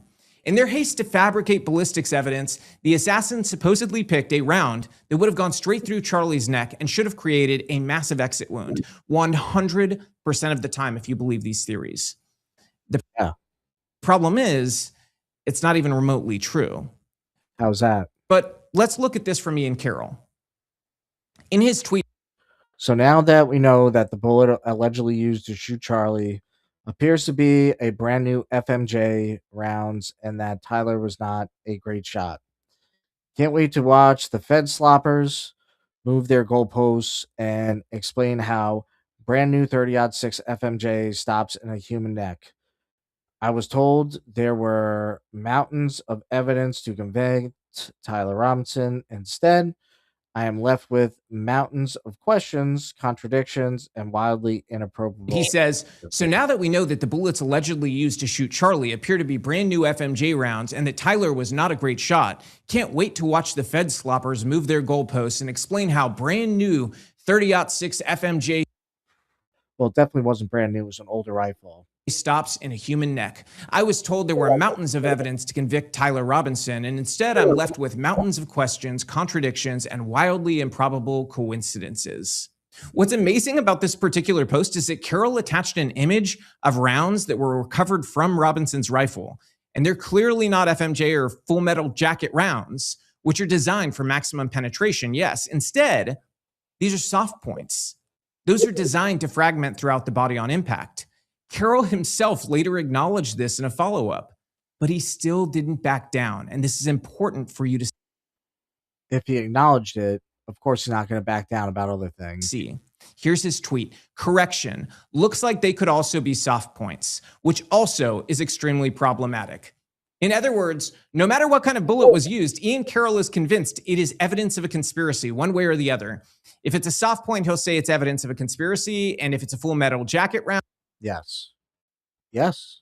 he'll say the exact same thing. Heads he wins, tails you lose. The facts have no relevance whatsoever But it doesn't to any of you people either. It doesn't to any of you people either. to this analysis. Phoenix Ammunition, which manufactures precision ammo, has done some of the best work debunking this narrative. Oh, really? As they put it, after reviewing an image of the rounds that Robinson was using, quote, this is a Remington core-locked That's if he even got shot in the neck. soft point round. It's specifically designed to deform, slow down, and prevent an exit wound. Available. I would like to read this. Photos. So this is Phoenix ammunition. Photos of the ammunition recovered from Tyler Robinson. Remington head stamp on the case, and despite the somewhat low resolution on the photo, you can see somewhat blunted nature of the projectile's tip. This is a Remington core locked soft point round. It's specifically designed to deform, slow down, and prevent an exit wound. Available at literally every single gun store and sporting goods store that sells ammunition. In fact, 16 of these 17 30-06 varieties manufactured by Remington use some type of expanding, deforming, or fragmenting bullet. Only one of their products uses a full metal jacket projectile that could be inspected to leave an exit wound. Here's a clip of them sitting in my desk.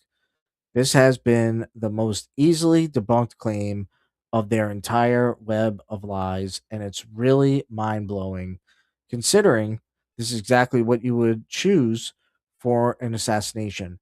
But yeah, definitely keep getting all your information from DI Hire and the Portland Pizza Boy. I'm sure they know more about this than I do.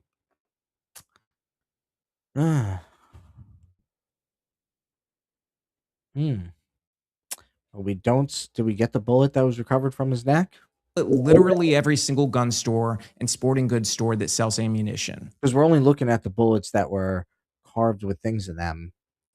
But in this version of events that's being pushed by many of these people, it's simply impossible for a 30-06 to deform inside a human body without leaving an exit. That's what I'm asking about. Did we get that recovered from bullet from his neck? Wound. They're saying this is common knowledge and that only a fool would think otherwise. Did we get any of the fragments out of his body? So this highly trained team of assassins apparently knows less about ballistics than Ian Carroll, a former pizza delivery guy, and Candace Owens. And if Candace Owens is to be believed, they made several other mistakes as well. Watch this from Data Republican. Is that Tyler Robinson, who did not attend UVU, had never been on UVU campus, packed up his car that day, jumped onto a rooftop, figured out how to like jump around like Spider-Man, and just knew exactly where Charlie Kirk would be seated, despite having never been there. I don't Do you think Tyler Robinson was there. You don't think he was there? No. I think he's a total patsy. I think they get lookalikes and they got everybody wearing the same outfit. I think he played a role, and I believe that what he did was he picked up clothes and he dumped them behind the Dairy Queen. I think he had a role, but I do not believe that Tyler Robinson is the person who was walking in that staircase. I do not believe. Yeah, I don't think the kid's innocent. I think he knows a lot more that leads on, and he's not saying shit either. The person walking. Wish I'd say guy. He's a guy. A weird guy who's into fucking another weird guy. In the staircase, and I feel confident. And it's really easy to have a guy like him be a patsy. Stating that Tyler Robinson did not murder. His roommate is a federal asset, Lance Twiggs. The person. Why do you think that? Because the police didn't even question him. Which is, if you run the theory that he was killed with a patent shape charge, then they all suddenly start to make sense. Why they wouldn't bring the bomb dogs over to where Charlie died was that he was shot from below.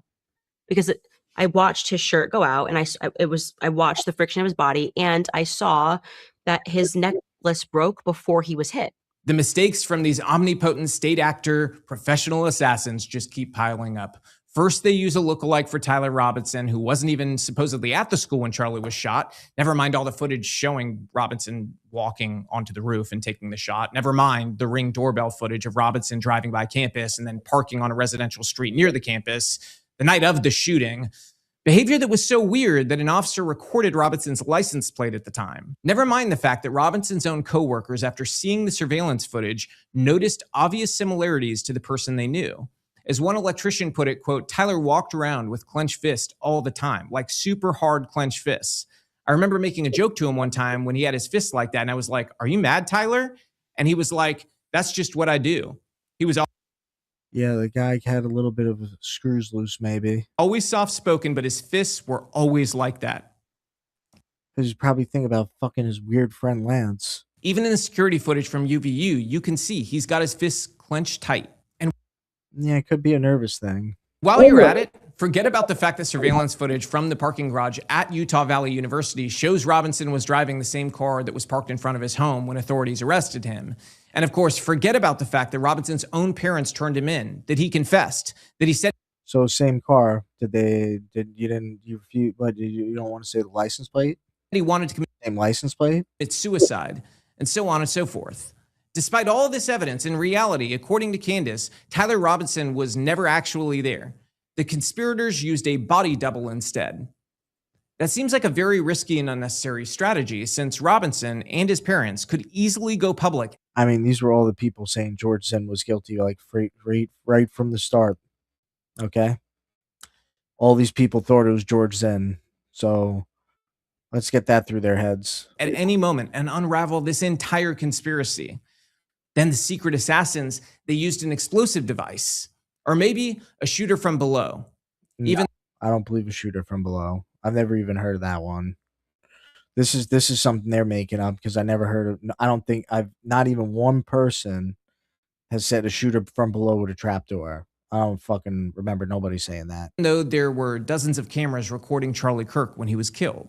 No, not one. See, this is the kind of stupid shit they make up to just like they make up their own conspiracy theory lie, and they just put it within us that we said that when nothing's been never said like that. That's like Alex Jones. They always say that he was talking about lizard people and reptilians, but Alex Jones never brought up reptilians before. And what's more, they used another asset, Robinson's roommate, Lance Twiggs, to assist in this plot. But instead of making it believable, they simply refused to interview Lance Twiggs at all. That's Candace's claim. I mean, I don't know how anybody could believe Thomas Crooks or or Tyler Robinson can do this. I mean, everybody, like, really, Thomas Crooks, that fucking little nerdy faggot, really took a shot at Trump and him in the ear. I don't even believe that happened. I really think a piece of glass shattered off from the teleprompter and hit Trump in the ear. Because his fucking ear, there's no hole in his ear. If he really got shot in the ear, like through the ear, his fucking cartilage wouldn't have healed like that. The Twigs was a federal asset, and the conspiracy so incompetent that they didn't even interview Twigs in order to keep up appearances and make it somewhat believable. Of course, none of this is actually true. Twigs was interviewed multiple times by the authorities, including the day after the shooting. He also appeared on camera in an interview with prosecutors. Yeah, I don't know why he appeared on camera. I don't know why he wasn't in there. That just baffles me. He should have been in there. In a previously recorded conversation. I don't know why they would just have a previously recorded conversation. I can't wait until this whole fucking thing starts. That we all saw during the preliminary hearing. People can now see this with their own eyes. According to Candace, though. Yeah, that we could only hear what he says behind a video. Like you. All of these people were in on it. Lance Twigs, seemingly Tyler Robinson, his parents, the people who planted the rifle rounds, and so on. The list is nearly never ending. But the conspiracy goes even deeper. Then you have to involve the hundreds of people in law enforcement. If Tyler Robinson didn't actually fire this fatal shot and he simply fired a decoy, then the FBI's forensic response teams, as well as the investigators from the local police department, they were all compromised. Yeah, because I believe the whole Mormon community is compromised. Has anybody ever read the history about the Mormon community? About the Mormons? How much they want to destroy America? They hate America. They've been trying to take down America since their inception, pretty much. And the American government has had huge problem with Mormons. Okay? And I think the Mormon community has pretty much infiltrated the United States government. I think they're the ones that we call the evangelicals, okay? That's definitely the Mormons, without a doubt. And they want Israel to take over America. That's what Mormonism is. They want to bring Israel to America, and they want to turn America into Israel. That's the whole goal of the Mormons. Just look them up. So this happening in Utah makes so much sense that the Mormons were in on this. That's the direct implication of what Candace is saying. Not only did this investigation somehow miss the obvious evidence of an explosion on the stage. Mormons are fucking weirdos, dude. But the FBI would also have to ignore or fabricate all of the relevant ballistic evidence. They would have had to miss wherever the decoy bullet landed, as well as the explosive residue, and all of the signs of an explosion that would have been captured in 4K on many cell phones, by the way, in the crowd. All of that also has to be ignored or hidden. Orem PD, Utah DPS, campus police, and every other agency that touched this case would have needed to do the same thing. They would have all had to hide this or manufacture evidence or fail. Yes, and they probably all did it because they're Mormons. Because they're Mormons. To notice manufactured evidence. And everyone involved in the process would have had to remain completely silent throughout the whole operation until. Mormons are not Christians, by the way. They're just not. Mormons are fucking evil. Their own deaths many years from now. Now let's think through the likelihood of this. Remember when that transgender shooter committed the massacre at the Covenant School in Nashville? 3 adults and 3 little 9-year-old kids were murdered. Remember what happened when the authorities... Yeah, they didn't want to release the manifesto. Yeah, I remember that. And I'm glad that she's dead. She was a psycho, and she went in there and she shot those kids. Disgusting. Refused to release the shooter's manifesto. Eventually, it leaked to Steven Crowder, as well as local publications like the Tennessee Star. Yeah. Some of the shooter's medical records even leaked out. Because that is what happens when there is a top-down effort to force an entire agency into... It took very long to get that manifesto released. It took very long for them to get that manifesto released. And yes, call her by her fucking dead name. Silence, even when there are obvious questions that need to be answered. The secret eventually comes out. Good men do step up. The bigger the cover-up, the higher the stakes, and the more agencies that are involved, the more likely leaks become because the math becomes impossible to... Really? So this guy just wants to believe, okay, yeah, there is goodness. Oh, goodness does happen. No, it doesn't. You're a fucking liar. This guy lives in a fairy tale. He doesn't live in reality. This is a perfect person to pick for the Matrix. Steven Seagal Jr. Contain.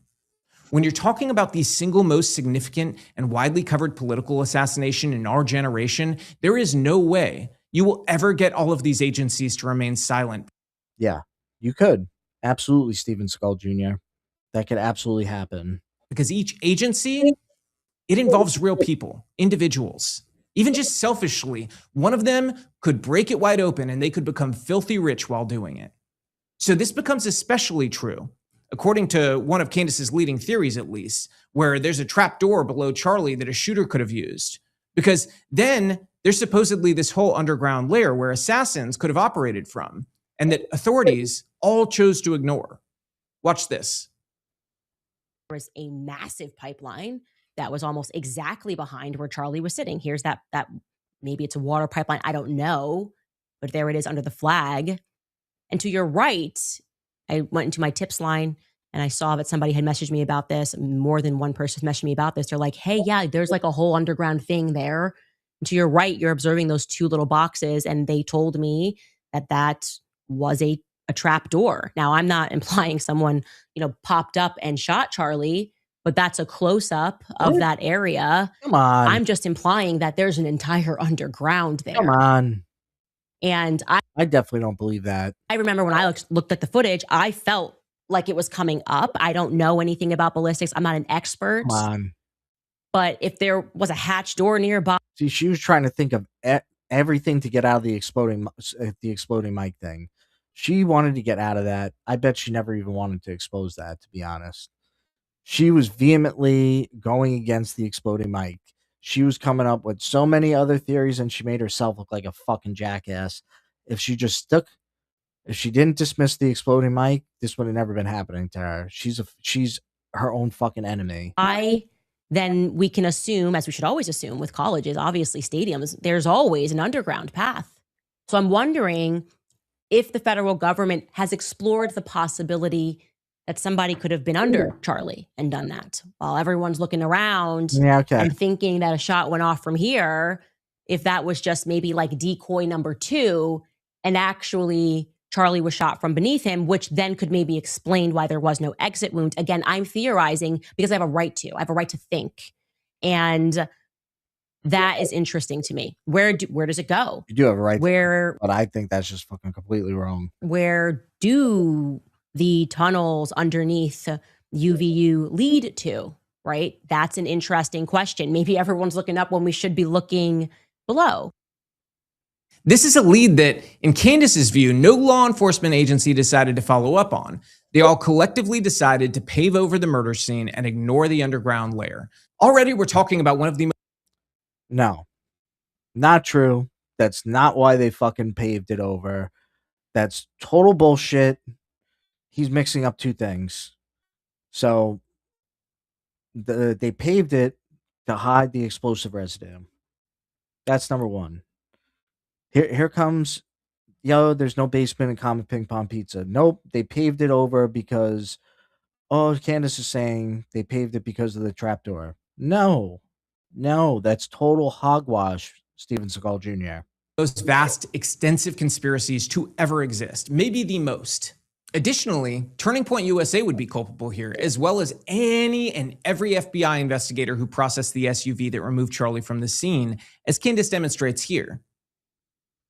Is, like I said, we'll get closer. Next photo that we can show you is, I don't know if you can see that clearly on your screen, but in the middle there is just full, shattered, tempered glass. There's no mistaking it. There is no question mark. That is what is in the middle of that car. We will get close on that as well so you can see it. John Bray was telling the truth. And many, many, many people, those who Charlie put on stage and whose careers Charlie built, were lying to you. They were lying to you. They were calling this a conspiracy. It is not a conspiracy. It is not a conspiracy at all that there is tempered, shattered glass with white bits all over the center of this car and into the back seat. So the stories Frank and Brian Harpole have told to the public, for some reason, don't include this. We were told only his neck was being addressed. They got right to work. He got right to work. Frank was praying in the back seat. They had about 6 minutes on the clock, weaving through traffic at 40, 60, 100 miles per hour for a ride that Google Maps says is 8 minutes away. And again, if you're able to hit those speeds, it means that you were not stuck in traffic. Why is this detail missing? First of all, I own this kind of Rode microphone. And to my eyes, although the photos are not obviously super high quality, it looks like a lot more glass than you'd ever get from this microphone itself. More importantly, it would also defy physics for the remnants of that microphone to be in that car after some kind of explosion, since Charlie was carried with a loose-fitting shirt to the vehicle.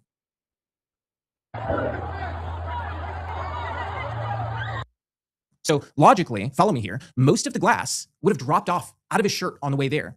If the microphone had truly fragmented, after an explosion, that is, most of the glass would be left behind at the crime scene. No one. It may have attached to him. What a dumbass. Or at least some of it. And it would be visible on the videos of the shooting. It's just not plausible that the glass would be Just say some of it. completely invisible until after the shooting, only to suddenly appear on the floor of the car. But you know what is plausible? In a chaotic scene where people are moving really fast and people aren't sure if there's a shooter still, someone might have broken something. Maybe someone stepped on some other glass item when they were all piling in an absolute panic. So whatever the case, when you what? look at the leading theories she has presented, it leads you on to believe that Turning Point USA and the FBI must have covered this all up. So we can now add all of these individuals to this alleged conspiracy. Yep, I'll see you in Valhalla, bro. Then we get to the medical chain. I'll see you in Valhalla, Steven Seagal Jr. The paramedics, ER staff at the hospital, and the medical examiner who autopsied Charlie and recovered the bullet fragments. We're talking about dozens of people here at a minimum. If the ballistics were faked, the medical examiner and forensic pathologists are all in on it too. These are people whose entire profession is documenting. It's just so weird that Kash Patel said that. I don't give a shit what anybody says. That's fucking strange. That's so weird that he said that. So weird that he's going to Russia. I'll see you in Valhalla, bro.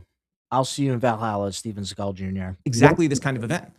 The Utah Medical Examiner's Office. Brother, Steven Seagal Jr., I promise I'll see you in Valhalla. So will Charlie. Conducted and Kash Patel. Did his autopsy. They opened Charlie up to look for anything that might have killed him aside from a bullet. And what they found in the end was exactly what they expected. Charlie Kirk was killed by a single gunshot wound to the where's the bullet? Neck. But if a microphone or another shooter had really killed Charlie, the odds are 100% that someone in this chain would have spotted something unusual. But that didn't happen. No one involved in Charlie's medical care or his autopsy has even hinted that there might have been some other cause of death, that there might have been just something weird. And then you get to the people who would have to be involved in the operation itself. It goes without saying, under Candace's theories, Robinson's defense team, they must also be compromised. That's the only way to explain the fact that Robinson's lawyers didn't introduce any of Candace's theories during the lengthy preliminary hearing last week. You'd think that if there was evidence a bomb had killed Charlie Kirk, or that the Egyptian military was involved, or the French Foreign Legion, or guys in maroon shirts, or Trump, or the CIA, or a B cult, yes, a real thing she pushed, then the defense would have presented it. This was their opportunity to get a judge to release their client. But Robinson's attorneys did not call any witnesses. They didn't even suggest that the microphone was a bomb. They're not going to. And it's still the preliminary hearing. Why would they call any witnesses? In case it hasn't even really started yet. This is what they're all saying. Oh, the defense didn't call any witnesses. They had no witnesses to call. It's not over yet, Steven Seagal Jr. I'll see you in Valhalla.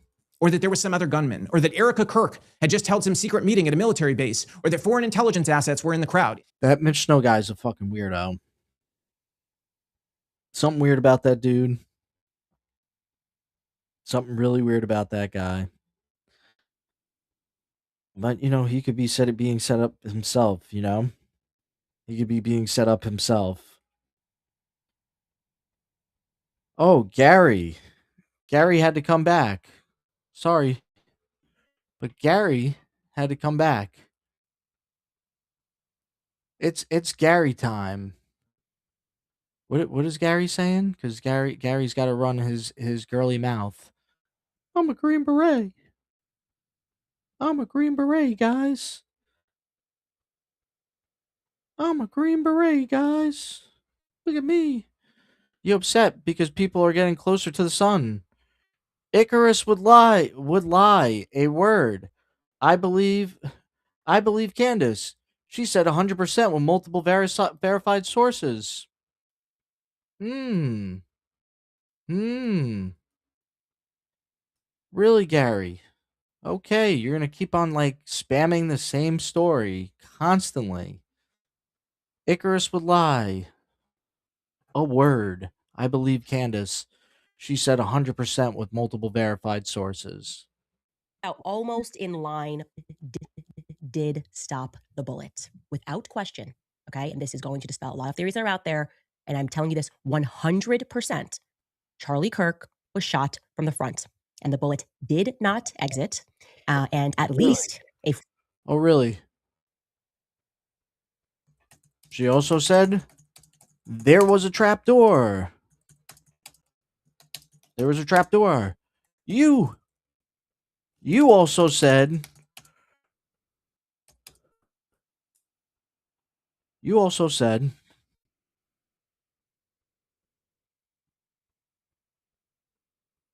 With Valhalla, the FT.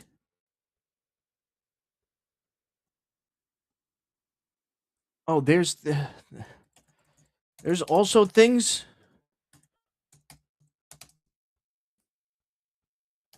you said that have been wrong.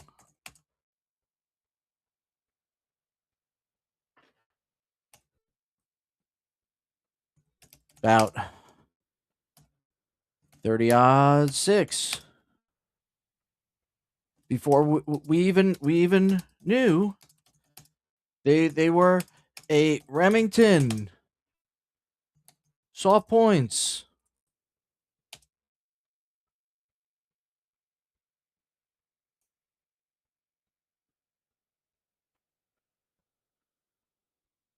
All you are doing has been elevating her.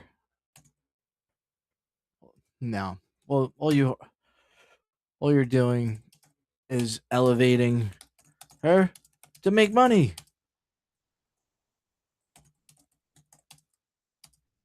You are a clown.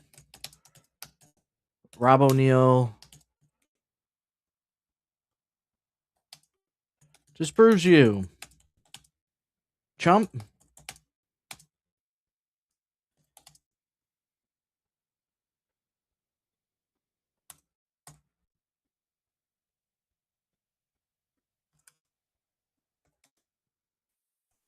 You are drama like a woman and have a woman's emotions.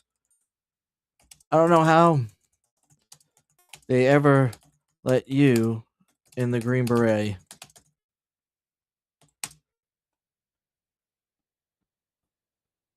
That's a fact. Did stop. So who's this guy? Whoa, crazy person, settle down. You come off like a tranny who missed their dose. Oh. You know so much about that. Tell me. Tell me more. Let's go back to Robbie Starbuck here and continue this. Because he's probably like, nobody watches my video. Instead, at every turn, Robinson's attorneys made it clear that their goal Nobody watched my video in detail. I'm Steven Seagal Jr. with a ponytail. was merely to spare their client from getting the death penalty. They've made no effort to exonerate him. In fact, Robinson's lawyers have consistently made objections before the court in order to keep evidence secret, including footage of Tyler committing the crime, sealed from public view. That is what they want. Meanwhile, Erica Kirk's lawyers have told the court that they want every bit of footage and evidence released. Media has asked for the same thing. So have the prosecutors. Robinson's lawyers, the very people you'd expect to be shouting from the rooftops about a vast conspiracy so they could poke holes in the official narrative as much as they possibly can, they're the only ones who are trying to hide the available evidence from public scrutiny. Think about that. For Robinson's lawyers, their literal job is to find holes in the state's case. A framed client is the case of a lifetime, career making, headline making. They would have full discovery access to every piece of evidence. These people could write books that would make them wealthy and their grandchildren wealthy. The theory requires them to sit on this proof of a frame-up The frame up of a century against their own clients' interests and their own fame and fortune. So yeah, the defense team and their staff have to be in on this at a minimum, right? And so do Robinson's parents, who haven't said a word in public about this alleged plot to frame Tyler. And for good measure, you have to include the retired county detective who helped convince Tyler Robinson to turn himself in. Surely, if that guy had been interested in the truth, he would have encouraged Tyler Robinson to plead his innocence here. Then we can get into the congressional intelligence committees with subpoena power, the inspector generals, the journalists at every major outlet, including outlets ideologically motivated to blow this wide open. A proven state assassination of Charlie Kirk would be the biggest story in American history, at least in my lifetime. Every reporter on earth would want it. But none of them have broken such a story, which obviously means they're in on it too. And as we all know, the No, that doesn't mean that. implication from Candace Owens has been that Erica and Turning Point are also involved. One of her main pieces of evidence Oh, well, that could be a possibility. seems to be that Erica supposedly lied about her young children waking up in the middle of the night. Watch this. She then says that Charlie woke up for a snack at 2:45 in the morning. And apparently, I love how all these like YouTubers and people are just coming out of nowhere with a lot of flashy money, right? And graphics and all this stuff. Oh, nobody pays for my studio. Who's paying all your people? You must get sponsors from somewhere, Mr. Robbie Starbuck, Mr. Robbie Starfuck. he was so loud. Steven Seagal Jr. Oh, the apartment's small. And maybe it was his excitement. He's like, yeah, you, yeah, I'm so excited. Who knows? Okay, we're not clear on that. But the implication is that's what woke up her 3-year-old daughter at 2:45 in the morning. That's not when toddlers at the age of 3 wake up, okay? These are sleep-trained toddlers, okay? Yeah, you should never let women become conspiracy theorists either. Okay? Gigi wakes up at 2:45, 3-year-old kid. This was the first mistake that anybody gave her any kind of semblance of a conspiracy theory in her brain. Never let a woman become a conspiracy theorist. Who should be in the REM stage of sleep. Toddlers knock out. This is what you get when women become a conspiracy theorist. You get her. Maybe Gigi is a light sleeper. It's also just curious that they're all awake at 2:45 a.m. in the morning. I don't know what's going on. So Erica is lying because, as we all know, toddlers never wake up at 3 a.m. That's something young She's a mother. Of course they do. kids never, ever, ever do. Well, except for one of my kids. Our almost 2-year-old son wakes up so many times in the middle of the night still that my wife and I are Middle of the night is not 3 a.m, jackass. still searching for our first good night of sleep since he was born. Literally, there has not been one night where he has not woken up. But I guess... Okay, but that's not saying 3 a.m. You're just saying middle of the night. Middle of the night is more around like 11:30, 12 midnight, middle of the night, midnight. Everyone else's toddlers fall asleep on the dot at 9 and then wake up at 7, at which... That doesn't happen. I don't even have any kids and I know this shit. This guy really thinks everybody's dumb because he's Steven Seagal Jr. point, they precisely jump out of bed and politely ask you for breakfast. Of course, that's how it works. I'm sure Candace, if her kids were crying in the middle of the night, I'm sure she'd just ignore it, right? I mean, is that what we're doing here? Because that's not how things work in my house, at least. But Erica, we're told, isn't the only member of Turning Point who's involved. Here's what Candace wrote just a few months ago. I wish I was a fly on shit in the wall in your house, Steven Seagal Jr. Because you're a weirdo, man. You are some weird guy. I received information last night that put the final pieces together for me.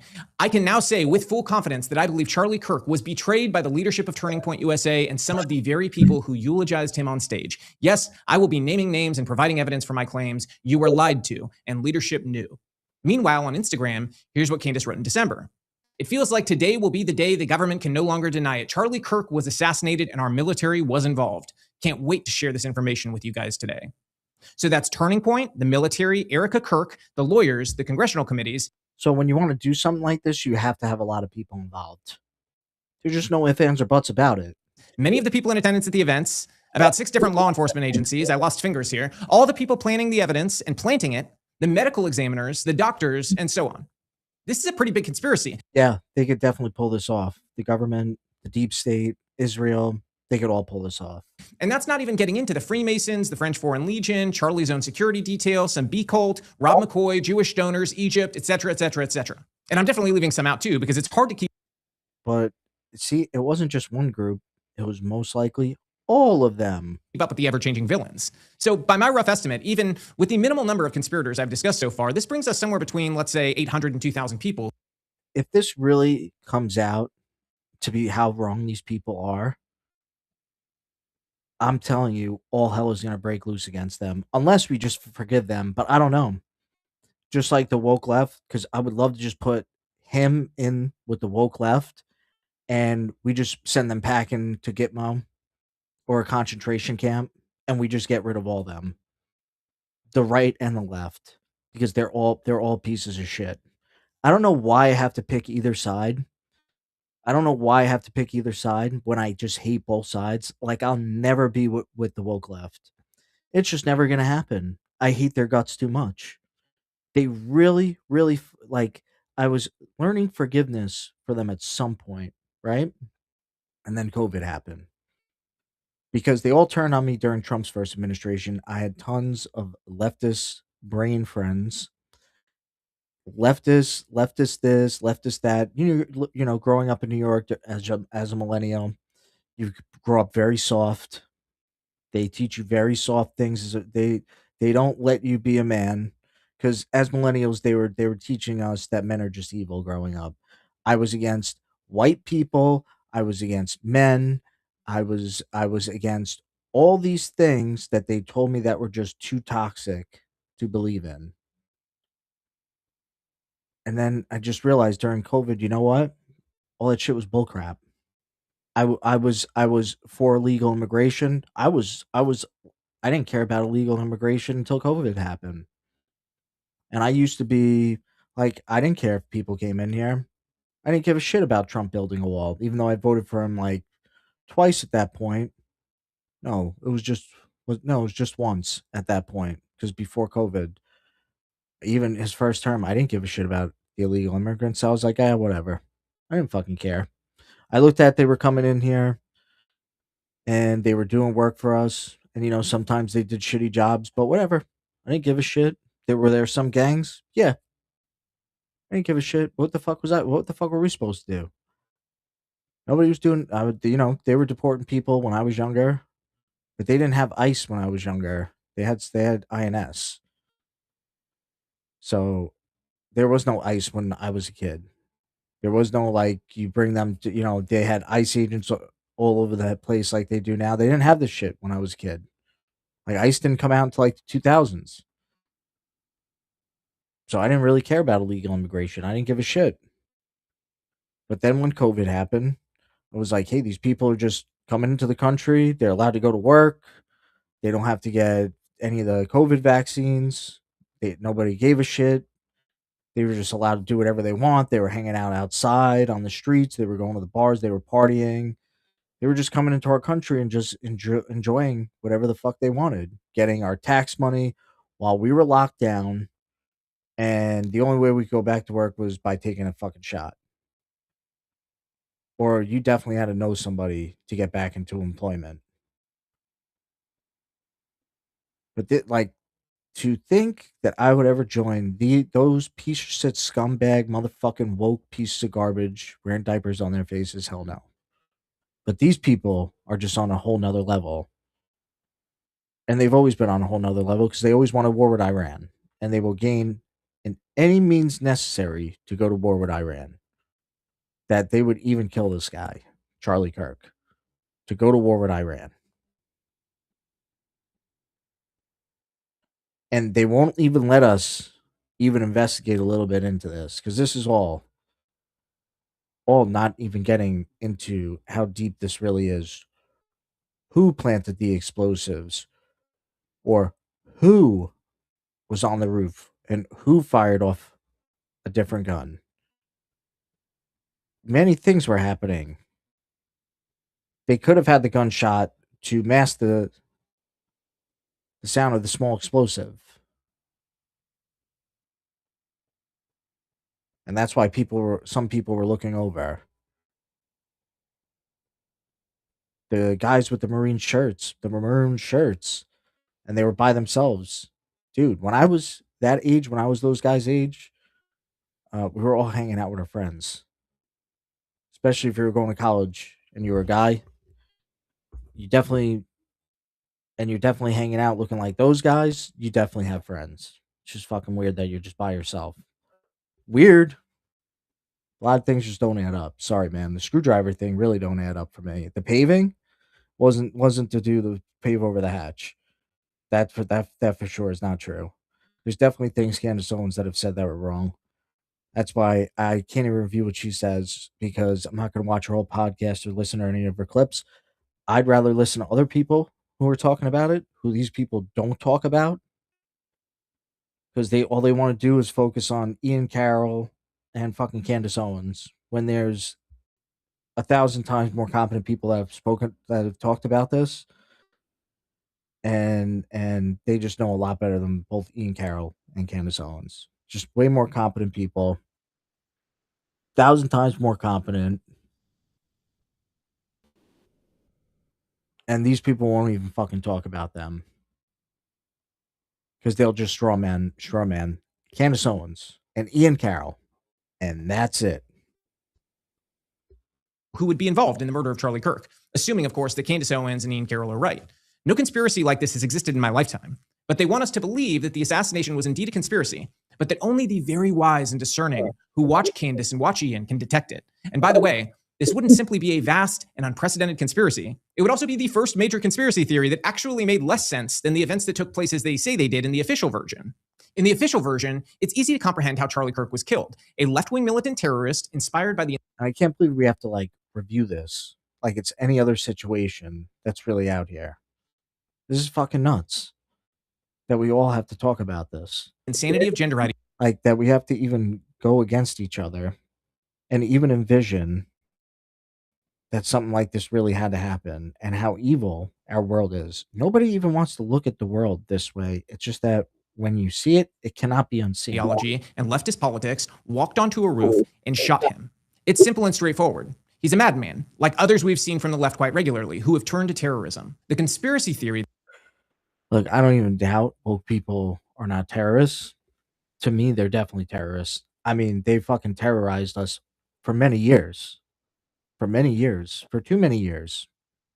They deserve what's coming to them, for sure. I don't think we needed Tyler Robinson to do that. I think they could have done that all on their own. They could have done that all on their own. This didn't even need to happen. This was just an extra layer of two things that were happening in the same situation. This is about going to war with Iran. And yes, this is about labeling the woke left as terrorists. Yeah, they definitely want to go after them.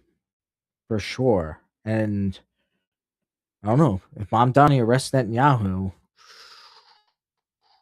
that's gonna be bad. But I don't think he's gonna do it. I don't think he has the guts to. Mamdani, Zara Mamdani. He doesn't have the guts to. He would never do it. Let's see if that happens. That would be fucking crazy and very funny. Though, makes infinitely less sense.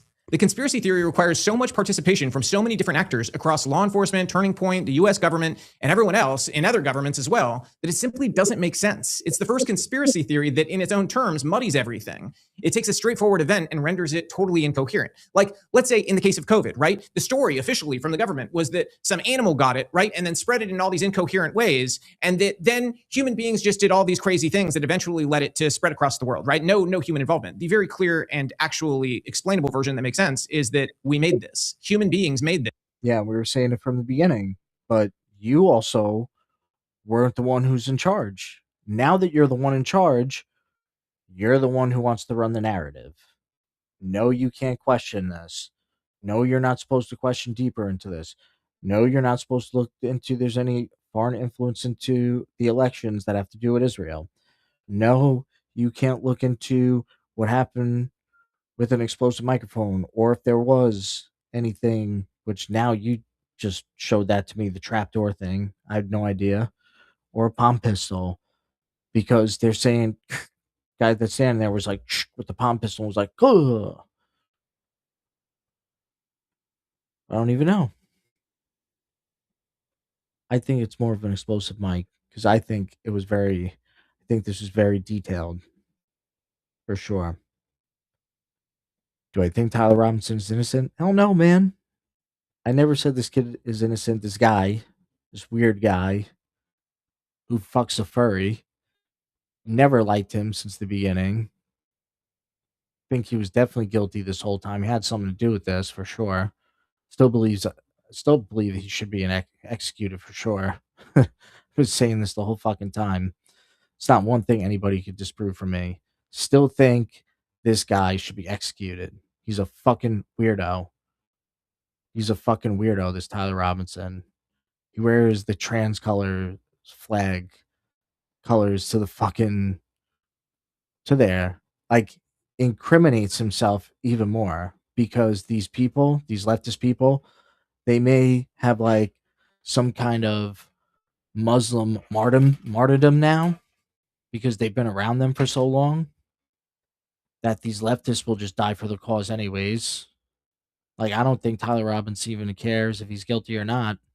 He's probably just willing to go down for this because he's one of those weirdo, probably 764 people, because these weirdo 764 people on these little discords and telegrams, they're all a bunch of terrorists that are probably hired out by the government to be patsies and do things, and they just want to do it anyways, and the government lets them get away with it because the government knows everything that everybody is doing.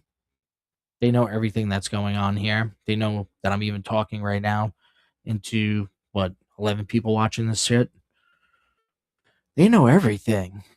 So, like, they plant these little weird motherfuckers out there, okay, that are on the internet because they're easy to just blackmail and pick apart. They already know everything these fucking weirdos do. So it's not that he's not guilty. I think he's definitely guilty, Tyler Robinson. I think he's a fucking weirdo. I think he's done a lot of weird shit before this. They say this is the first person who's ever killed. How the fuck do you know? Or anybody? Nobody even knew who the fuck this kid was until fucking supposedly shot Charlie Kirk in the fucking neck. Like, I just don't even get this. Like, just all the Twilight Zone here. I feel like most people feel that way these days. And it got released through a lab leak. That's much easier to understand and explain because it has the benefit of making a whole lot of sense, right? When you look at the actual science of it, it made sense. There were things about the COVID virus that were unique that would not have shown up if it came up in the wild. So, of course, you had one thing, the official story, that just didn't really make sense. Things about it felt off, right? And then on the other side, you had a, quote, conspiracy theory, which I was criticized relentlessly for spreading that it was a lab leak. I took that for years on the chin because I knew I was right. It had the benefit of being true. And I have been absolutely shown to be correct in that case. Now, in this case, it's the reverse. No. You see, there's many people. I was saying it right from off the bat. This shit was probably made in a lab. No, I'm not wearing a mask. Go to the store, standing around people like normal. People try to fucking almost beat the crap out of me because there was no way. Like, what the fuck was the issue? I thought all this shit was fake because I knew many years in advance. I knew they were going to do this shit. They tried to do it during Obama too, and thank goodness people were just like, "Yeah, fuck you. We're not fucking listening to any piece of shit." Because everybody got pissed at Obama at that point with the H1N1, but then because of Trump. God, they really needed somebody polarizing. And they got him. So to be clear, I'm not saying that no conspiracy could have existed. For instance, I don't think it's crazy to believe that Twigs and other trans activists may have had advanced knowledge of the assassination. And I want more answers about that given the posts that were online. Yeah, I agree with that. That I totally agree with. I think there's more to that should be looked into, that they're not even looking into whatsoever. From trans accounts that seemed to know that Charlie was going to be killed. Yeah, I agree with that because I've talked about that. Yeah, I totally agree with that. 100%. I want to know more about George Zinn, the old man who... Yeah. Well, George Zinn was a patsy. Dude, George Zinn's been at... By the way, I was at 9/11. Okay? I think he was at other major events that happened too. Once we find out about that guy, which they're not letting that guy ever back out again. they're like, no, you're not going to be in a major event. People notice. Fuck you. We're charging you for CP. That's what they did to the guy. We're never going to see George Zinn again. Never going to see that fucking guy. Took credit for shooting Charlie, even though he obviously did not. The authorities have apparently cleared them all of. Somebody told him to go out there, and then his pants fell down too. Wrongdoing, but there's still legitimate questions to ask. After all, by his own admission, Twiggs witnessed Robinson engraving bullets, which I would say is very odd behavior, especially when the engravings included Antifa messaging. Well, that's up for debate about the Antifa messaging. That's still up for debate. It was later used in the... Because they really weren't like leftists, like Lance Twiggs and Tyler Robinson. They were more weirdo gamers. Like Lance Twiggs was probably like more of the fucking political one, and I don't even know why he's not the one on trial. I mean, fucking guy groomed Tyler to who he was. I mean, the fucking guy groomed him. Assassination.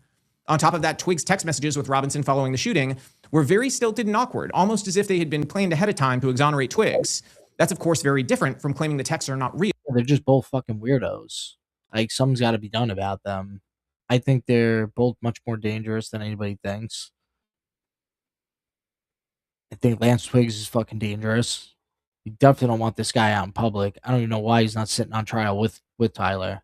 Law enforcement do have a digital copy of the device, and the texts are indisputably real, despite what some like Candace have said. Additionally, as I said, several trans activists were posting on social media about something big happening at Utah Valley University in advance of the shooting for reasons that no one has ever explained. Here's a few of those posts. Quote, Charlie Kirk is coming to my college. I really hope someone evaporates him. Yeah, let me read that. So this was Churbum 75M. Saw Tyler June 30. What? We fucking did it. Oh, you stupid fucks. Yeah, they a lot of people did take credit. Omar. Charlie Kirk is coming to my college tomorrow. I really hope someone evaporates him. Literally, yeah, I remember seeing this one. Let's just say something big will happen tomorrow. I remember seeing this one. Well, that's that. Osamu, you guys, I have something big coming soon. Just be sure to check the news. You'll know it when you see it. What the fuck? Who is Osamu? Literally. Let's just say something big will happen tomorrow. And here's another one. So it could have been any of these people. Well, it could have definitely been this person. You guys, I have something big coming soon. Just be sure to check the news. You'll know when you see it. Then, after Charlie was shot, that same poster writes, well, that's that. Another chud bites the dust. These are posts that, according to the FBI, were investigated. Evidently, the authorities have concluded these individuals may not have known about the attack. Obviously, we have no idea whether they did or didn't. No, fuck that. See? This is bullshit. They definitely knew about it. But it seems plausible at a minimum that they were tipped off in advance. The alternative explanation is that they were messing around on social media as a way of threatening Charlie and his supporters. Threats of violence like this are pretty common among trans activists and the left in general. I know this because I've experienced this. Either way, though, this kind of conspiracy is very different from the ones you're hearing about from Candace Owens. This is a theory that's based on observable evidence, common sense, and deduction. It's not based on incoherent conjecture or theories that absolutely contradict one another, nor does it... Yeah, but two things can be right at the same time. ...build an incomprehensible number of people into a conspiracy. It also has the advantage of making kind of good sense. The real story could just be altered a little bit. It's not crazy to conclude that several trans activists may have been alerted to the pre-planned assassination. On the other hand, it is clearly unreasonable to believe that thousands of independent professionals are interested in participating in the murder and cover-up of Charlie Kirk, either for the benefit of our government or some foreign government. It's also unreasonable to believe that Israel or any other state would accept the risks of assassinating a domestic political star in the US like Charlie Kirk, especially one who hasn't really opposed their... He has opposed something major for them that they really want to do, and that is to go to war with Iran. ...interests. For Israel specifically, exposure would mean killing an American citizen on American soil in a... They've killed American citizens before. ...alliance-ending, war-triggering act. All to silence one man. The risk-reward math there is insane, especially... He had the conservative youth. That's why. Given how many people would need to be involved. The truth is, the conspiracies scale terribly. The probability of a leak approaches certainty as participants grow. Nothing is leaked because there's nothing to leak. But as you've probably experienced, it is very difficult to make that point to someone who believes wholesale what Candace is selling. If you're finding it difficult to convince people of this truth, here's a short version. Your theory requires the world's smartest killers to pick the world's dumbest plan, leave the shooter Wasn't a dumb plan though. alive, leave his tech because if it was such a dumb plan, well, you can also, God, man, with the Pegasus program, the Israeli Pegasus program, they can remotely control your phone, your iOS device. I think they refuse to even talk about that. The Israeli Pegasus program. You can remotely access an iOS device. intact and fool everyone except you and Candace Owens, who recently discovered that thunder is caused by lightning. Yes, she really did not know that. And have you never looked into the Israeli Pegasus program? Okay, I have to tell you guys something before we get into comments, because I need to know that I'm not the only person who didn't know this. Okay, I didn't know this, but also Savannah didn't know this, so at least two of us didn't know this. I was on a walk with my husband, and it was thundering, I think, and I was like, oh, no big deal, we can keep walking because there's no lightning. And he was like, what do you mean by that? And I said, like, it's just thunder. Lightning is the problem. And then my husband was like, you know that it can't thunder without lightning, right? That thunder is the sound of lightning. Fortunately for this country, the upcoming trial itself is a ticking time bomb for these theories. They'll only get more preposterous as a result. The preliminary hearing alone has done immense damage to the credibility of these theories, and the trial will end them for good. Well, at least among people that are thinking with any motive. Yeah, that's pretty stupid with that she said that. Become of common sense. For now, though, this is not over. There's an adversarial legal process where every piece of evidence, the round, the rifle, the DNA, the digital records, it's going to be examined by hostile people with subpoena power in public for years. The process is going to have enormous benefit for the public, even if it is wholly damaging and hurtful to the family. That's because a conspiracy doesn't just need to have survived September 2025. It needs to survive cross-examination indefinitely. No planner signs up for an operation whose cover story must withstand the best-funded scrutiny you can provide. That's because no operation can withstand that kind of scrutiny. And with each passing day, more and more people are realizing that. They're realizing that they've been lied to, not by the government or Turning Point, but by people who are desperate for clicks and revenue. And there's tons of people that make tons of revenue off Candace Owens. Don't mistake that for me saying that you should always trust the government, because by no means am I saying that. And here's the thing. I want to be very clear about this as well. I am not saying that people who have believed Candace Owens are stupid. I am not saying they're hopelessly irredeemable or gullible. I'm saying that's very nice of you. I appreciate that, Stephen Skull Jr. That Candace has taken advantage, whether by choice or by accident or by virtue of some sort of mental thing going on with her, of folks who have a natural impulse to believe that Tyler Robinson, a degenerate left-wing loser by every metric, couldn't have possibly taken down a giant like Charlie. No, it's not that I don't believe that. It's just, I just don't believe a lot of things about it that's going on. It seems impossible to fathom. Nothing like this assassination has occurred in living memory for most of us. And when something unprecedented occurs, something that seems impossible to fathom, conspiracies naturally become very tempting. I think that a lot of people, including Tyler Robinson, Last Twinks, were involved in it in some type of way. Did I believe he went to the college that day? Yeah. I just think he ran off the roof because he saw something he wasn't supposed to. I myself struggled to search for meaning in the aftermath of his death. I had just spoken to him and done a show with him less than a week before. It's like a mosquito taking down Superman. It just doesn't make sense, which is why a lot of people frantically began searching for an explanation worthy of Charlie. And you can't accuse me of being afraid of a conspiracy theory. I was targeted alongside Charlie for this very thing. We had to go to the Supreme Court of the United States together because the Biden administration and others tried to have us censored on social media for spreading our own, quote, conspiracy theories about elections and COVID, which, by the way, we ended up being 100% correct about. So this isn't about a general, shh, don't ever believe a conspiracy theory take. Clearly, evil forces do evil things. There are plenty of conspiracies that... Yeah, but there is tons of people that are doing that to other people, saying, shh. Do exist. That are saying just people just shut up. Just isn't one of them. And to the extent that any conspiracy is underway, it's a very organized and well-funded effort by the absolute worst people on the planet, including leftists and foreign actors, to absolve the left of committing murder in plain sight. Yeah, but the left has committed murder in plain sight. They've killed people. What excuse do we need for this to happen? They've done so many fucking bad things. They turned Paul Miller into a Nazi.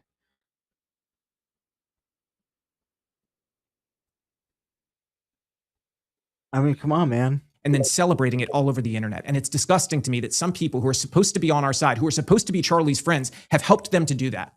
It's also an effort by some very sinister and resentful people to tap into their resentment rather than pursue the truth. And if you doubt that for a moment, watch this. She's a female. She's like, I'm just scared. And like, I'm looking online and people are saying like, they're just saying that like they want me to die. And I'm just like, I'm just so overwhelmed right now, Mr. Vice President. I'm just so overwhelmed. Dab, dab, dab. No tears. I'm so overwhelmed. And he was probably like, oh my God. And my kids, I just don't want my kids. No, you're definitely not going to get me with this one. To be an orphan, Mr. Vice President. I know, I'm so sorry. That's what I think went down. Don't let people like this succeed. And I feel horrible saying this. I'm sorry. Come on, man. Because Candace and I had done events together. I considered her a friend. I believe I'm actually, and I don't know this to be true, I didn't fact check this, so somebody can fact check it, but I believe I'm the only person that did not run for president, ran for some other office that Candace Owens endorsed. I don't think she's endorsed a bunch of other congressional people. You know, obviously, people who don't know my story, I ran for Congress, I was leading in the polls, and then I was removed from the ballot, you know, I think like a month or two before the election, and people couldn't vote for me. But she was one of many endorsements, including Charlie. Charlie also endorsed me. So I'm not saying this because I like have some animus against Candace. In fact, I tried to write her something kind of nice when all of this began, like trying to search out the soul behind this. I'm not going to post that because unlike her, I think it's really not very classy when people post private messages to one another. But I did try to reach out to her. And the Candace that I remember would have written back. The Candace I remember would have tried to at least explain what is going on there. Because what she's doing has hurt a lot of people that previously had respect for her. Don't let these people memory hold the reaction that we saw from the left in this country when they made it abundantly clear that they would happily slaughter anyone who stands in their way, whether it's a health insurance CEO, the president of the United States, or a conservative activist like Charlie. We must never forget what these people stand for. It is everything Charlie. There's a good reason why she did not answer you back. There's a good reason. Fought against. And now that a trans lover-having man named Tyler Robinson murdered Charlie, it is on us to get serious and to destroy the leftist ideology that might as well have pulled the trigger. The left wants you and I to suffer the same fate as Charlie. That doesn't matter if you're a moderate watching this or if you're someone like me who's a conservative activist like Charlie was. Trans activists in particular are increasingly becoming deluded and homicidal, which is what we all expected and said would happen when their ideology began to crumble. Because like this whole theory, it's a belief system. See, he is a part of the activist class. Built to crumble upon itself once you start to question it. A belief system built on lies and deception, which is what leftism is, simply cannot last very long without extreme bloodshed because they can't win a natural debate. It can only survive by destroying and silencing anyone who dissents. And it's precisely because of Charlie's work, which prioritized the truth above all else, that these goals are going to fail. So for Charlie, try to explain this to loved ones who've bought into these theories. I have some, and I hope this shakes them awake because the math simply is not mathing. If you apply a few doses of logic to this, it falls apart. You know, sometimes I'm lost for words when it comes to Charlie. I still wake up on a regular basis and he's the first face that pops in my head because I think about what we all lost. I believe we all need to have some grace with people who have bought into these things because, like I said, I struggle to find a way to explain how such a small, pathetic, barely a human being like Tyler Robinson could take down a giant. It's just nonsensical, right? It's nonsensical. But I'm also evidence-based like Charlie. I'm also the type of person who's analytical, and I want to do the math on a problem. The math here does not make sense. It does not make sense within these theories that are being sold by people who profit every time you click, every time you watch. That's why I'm coming here today to tell you I have no agenda. Nobody's paying. Well, I'm not one of those people who make a profit off any of this. I have the most like 12 people watching. Me. I'm not keeping money for monetization from this video. I think it's disgusting that influencer wars and drama and people saying stupid things to each other. Yeah, this is something that we can agree on. This is something we can agree on. I think it's all stupid. It's all really stupid. If people just ignored what she said, then she wouldn't have got any traction or influence in saying any of this shit. But other people gave her the attention. Now you're giving her the attention, making her the only one that's wrong when other people are clearly making a lot of financial gain off her as well, just hating on her. Has become the narrative instead of a spiritual revival to bring praise to Jesus like Charlie would have been so proud of after he died. That's where the focus should be. Instead, it's on influencer wars. Instead, yeah, no, this is something I'll agree with you on. It should be brought back to Christ, but it's not because too many people want to be stupid. Too many people do not want to be closer to him and say that he's Jewish. Okay, yeah, Jesus Christ was Jewish, but the way he lived was of a good man, and he was against a lot of the Jews. So you know what? Fuck it. We should all be closer to Christ. Edits on, Candace said this pithy thing to this person. Oh my gosh, can you believe she said that? Oh my gosh, can you believe they said that? I don't care. And to be honest, another question I want to ask people, what have people like Candace Owens actually done? Like, what wins are they stacking up for the right in America? Well, I haven't really been talking about this until very recently. So I haven't stacked up any wins on this because this is not my job. I just want to review this of how people are acting during this because I hate both sides. And when anything out of control crazy happens, it's not just something like this that I want to talk about. It could be many other things. I mean, I've been talking about shit since 2009 on my Twitter. There's many things that I've spoken about and that I've gone deep into. What wins are they stacking up for people in America?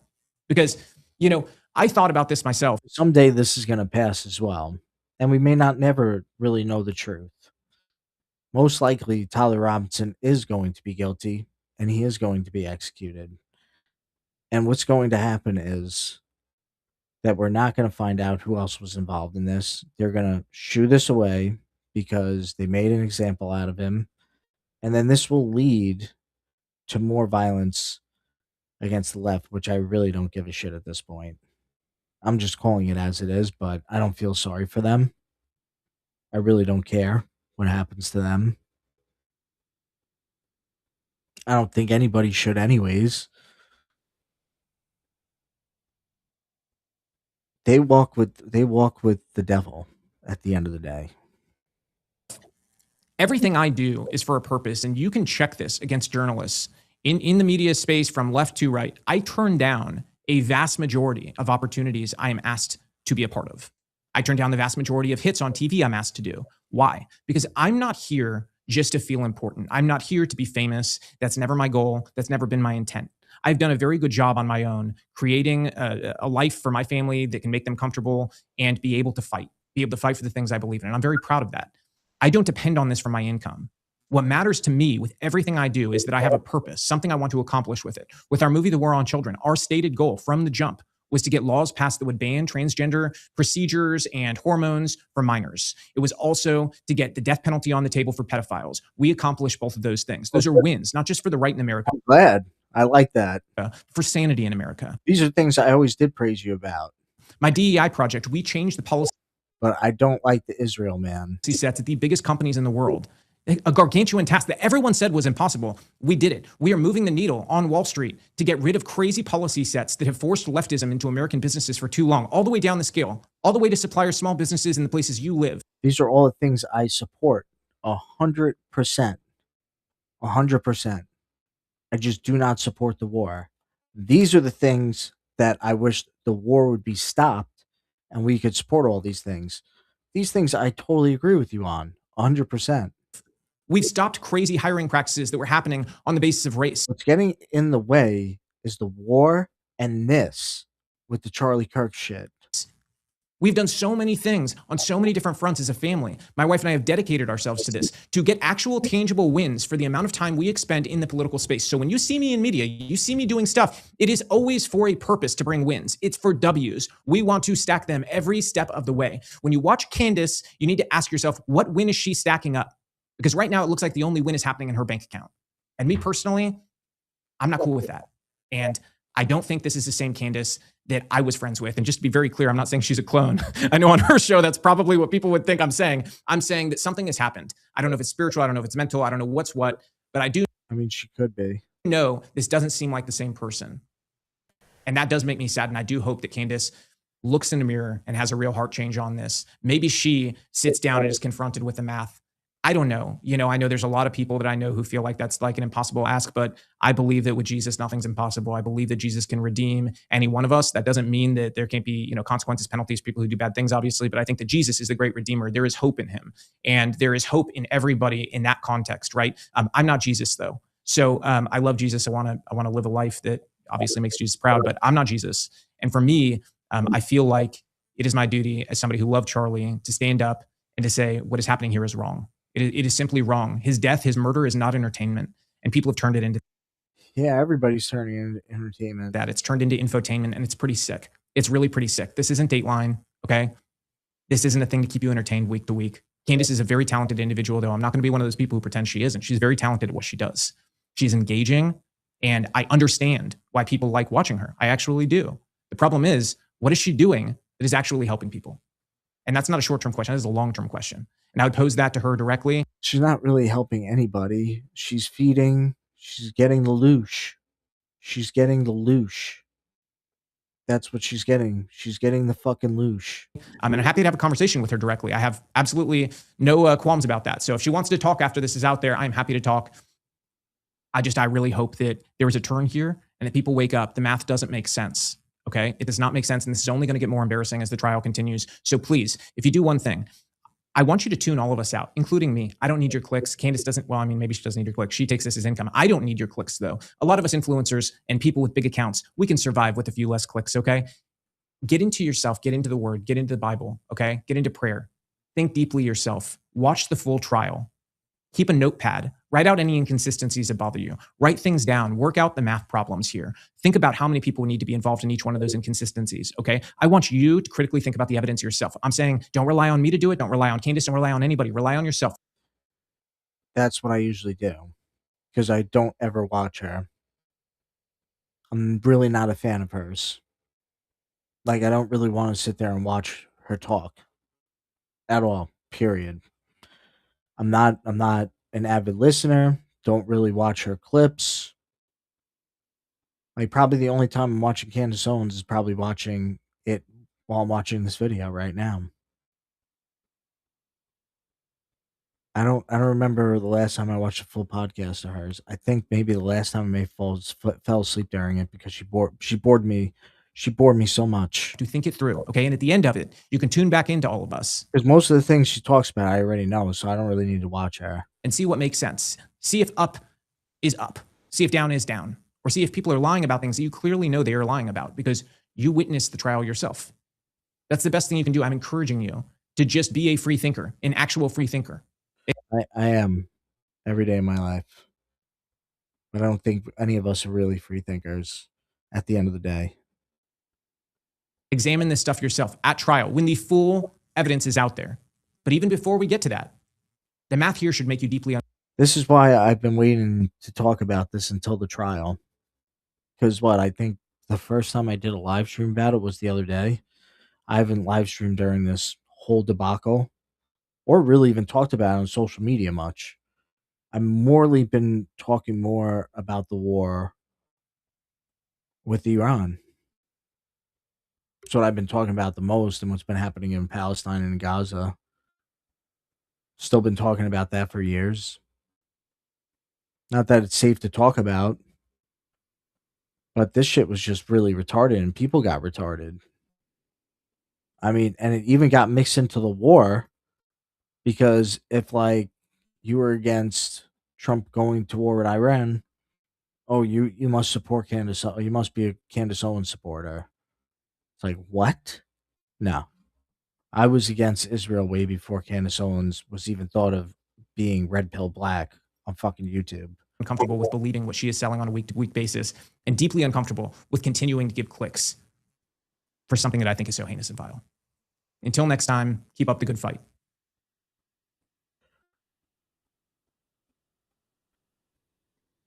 See, I'm not going to say I watched her for 2 minutes, Buzzy. I watched her whole video. So my little Twitter reply here doesn't do you any justice. You could always go watch it, buddy. Thank you for the mention, though. I appreciate it.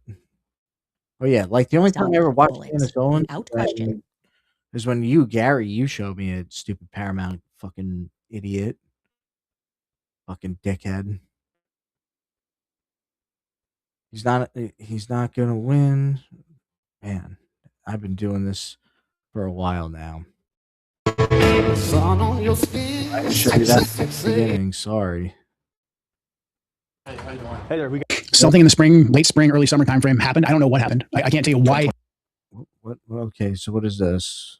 Joe Kent, something with the President Trump. Okay, so let's see what. Joe Kent's been talking a lot lately.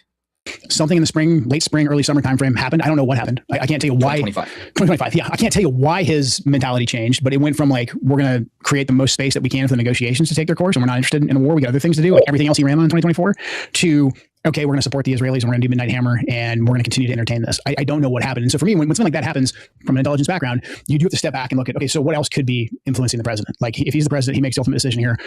Did he just change his mind? And I have a hard time believing that Donald Trump, like you said, the guy who can look at polling and understand which side of the issue to be on, the president can take a large swath of data, and maybe he doesn't know every last little detail of it, but he understands the general theme and he can make a really quick assessment. Yes. It was like deceived or tricked. I think there was a fair amount of deception and trickery that was going on there. So he definitely got a lot of bad information. They definitely played to his ego. They definitely told him it was going to be easy. That's all true. But for him to go through with it, ultimately, I do think there's potentially, I don't know 100%, but I think there's potentially other factors there. And so what could those other factors be? What influences the president? Why would a president make decisions that he doesn't agree with? If you just look at what happened to President Trump with the assassination attempts, I think that those things could factor in.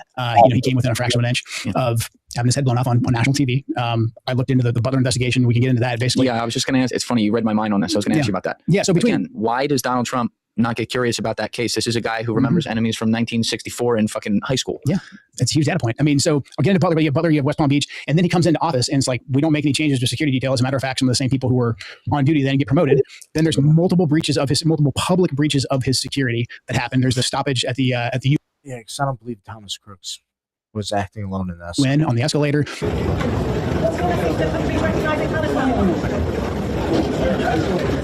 President Trump, why did you cancel the meeting with Chuck Schumer? And on the way up, right in the middle, if the first lady wasn't in great shape, she would have fallen. There's the armed police officer who comes up and shakes his hand, who wasn't part of the president's detail. Everyone's like, how the guy can get in here? Well, he put on a copy form. Well, he was a cop, but he walked in and did it, and then it made the paper, and it was a huge embarrassment.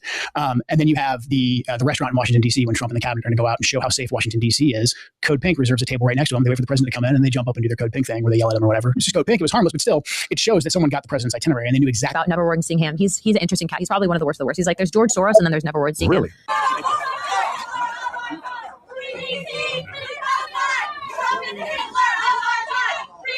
Yeah, this wasn't good. This really definitely pissed him off.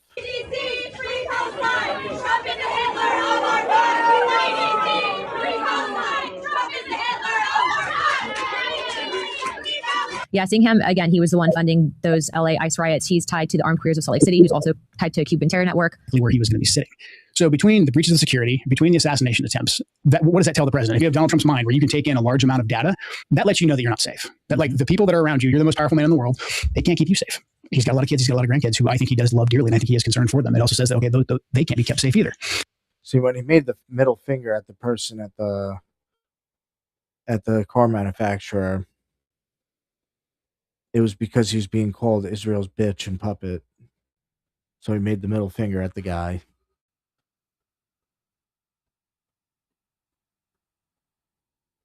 It's fucking crazy, man. AIPAC is using the same partial graphic that all Israel shills use to claim they're number 10 on the Israel lobby funding list. And this is Gen X Girl. Before this tweet was coming from Johnny St. Pete when we were watching Joe Kent. Israel lobby total for the same period for FARA and non-FARA spending is 635,720,364. That makes Israel number one. Of course. Se ha filtrado a la prensa el informe confidencial catalogado bajo el expediente. Oh God, Javier Milei. Número MS20. Sign a shill. Javier Milei.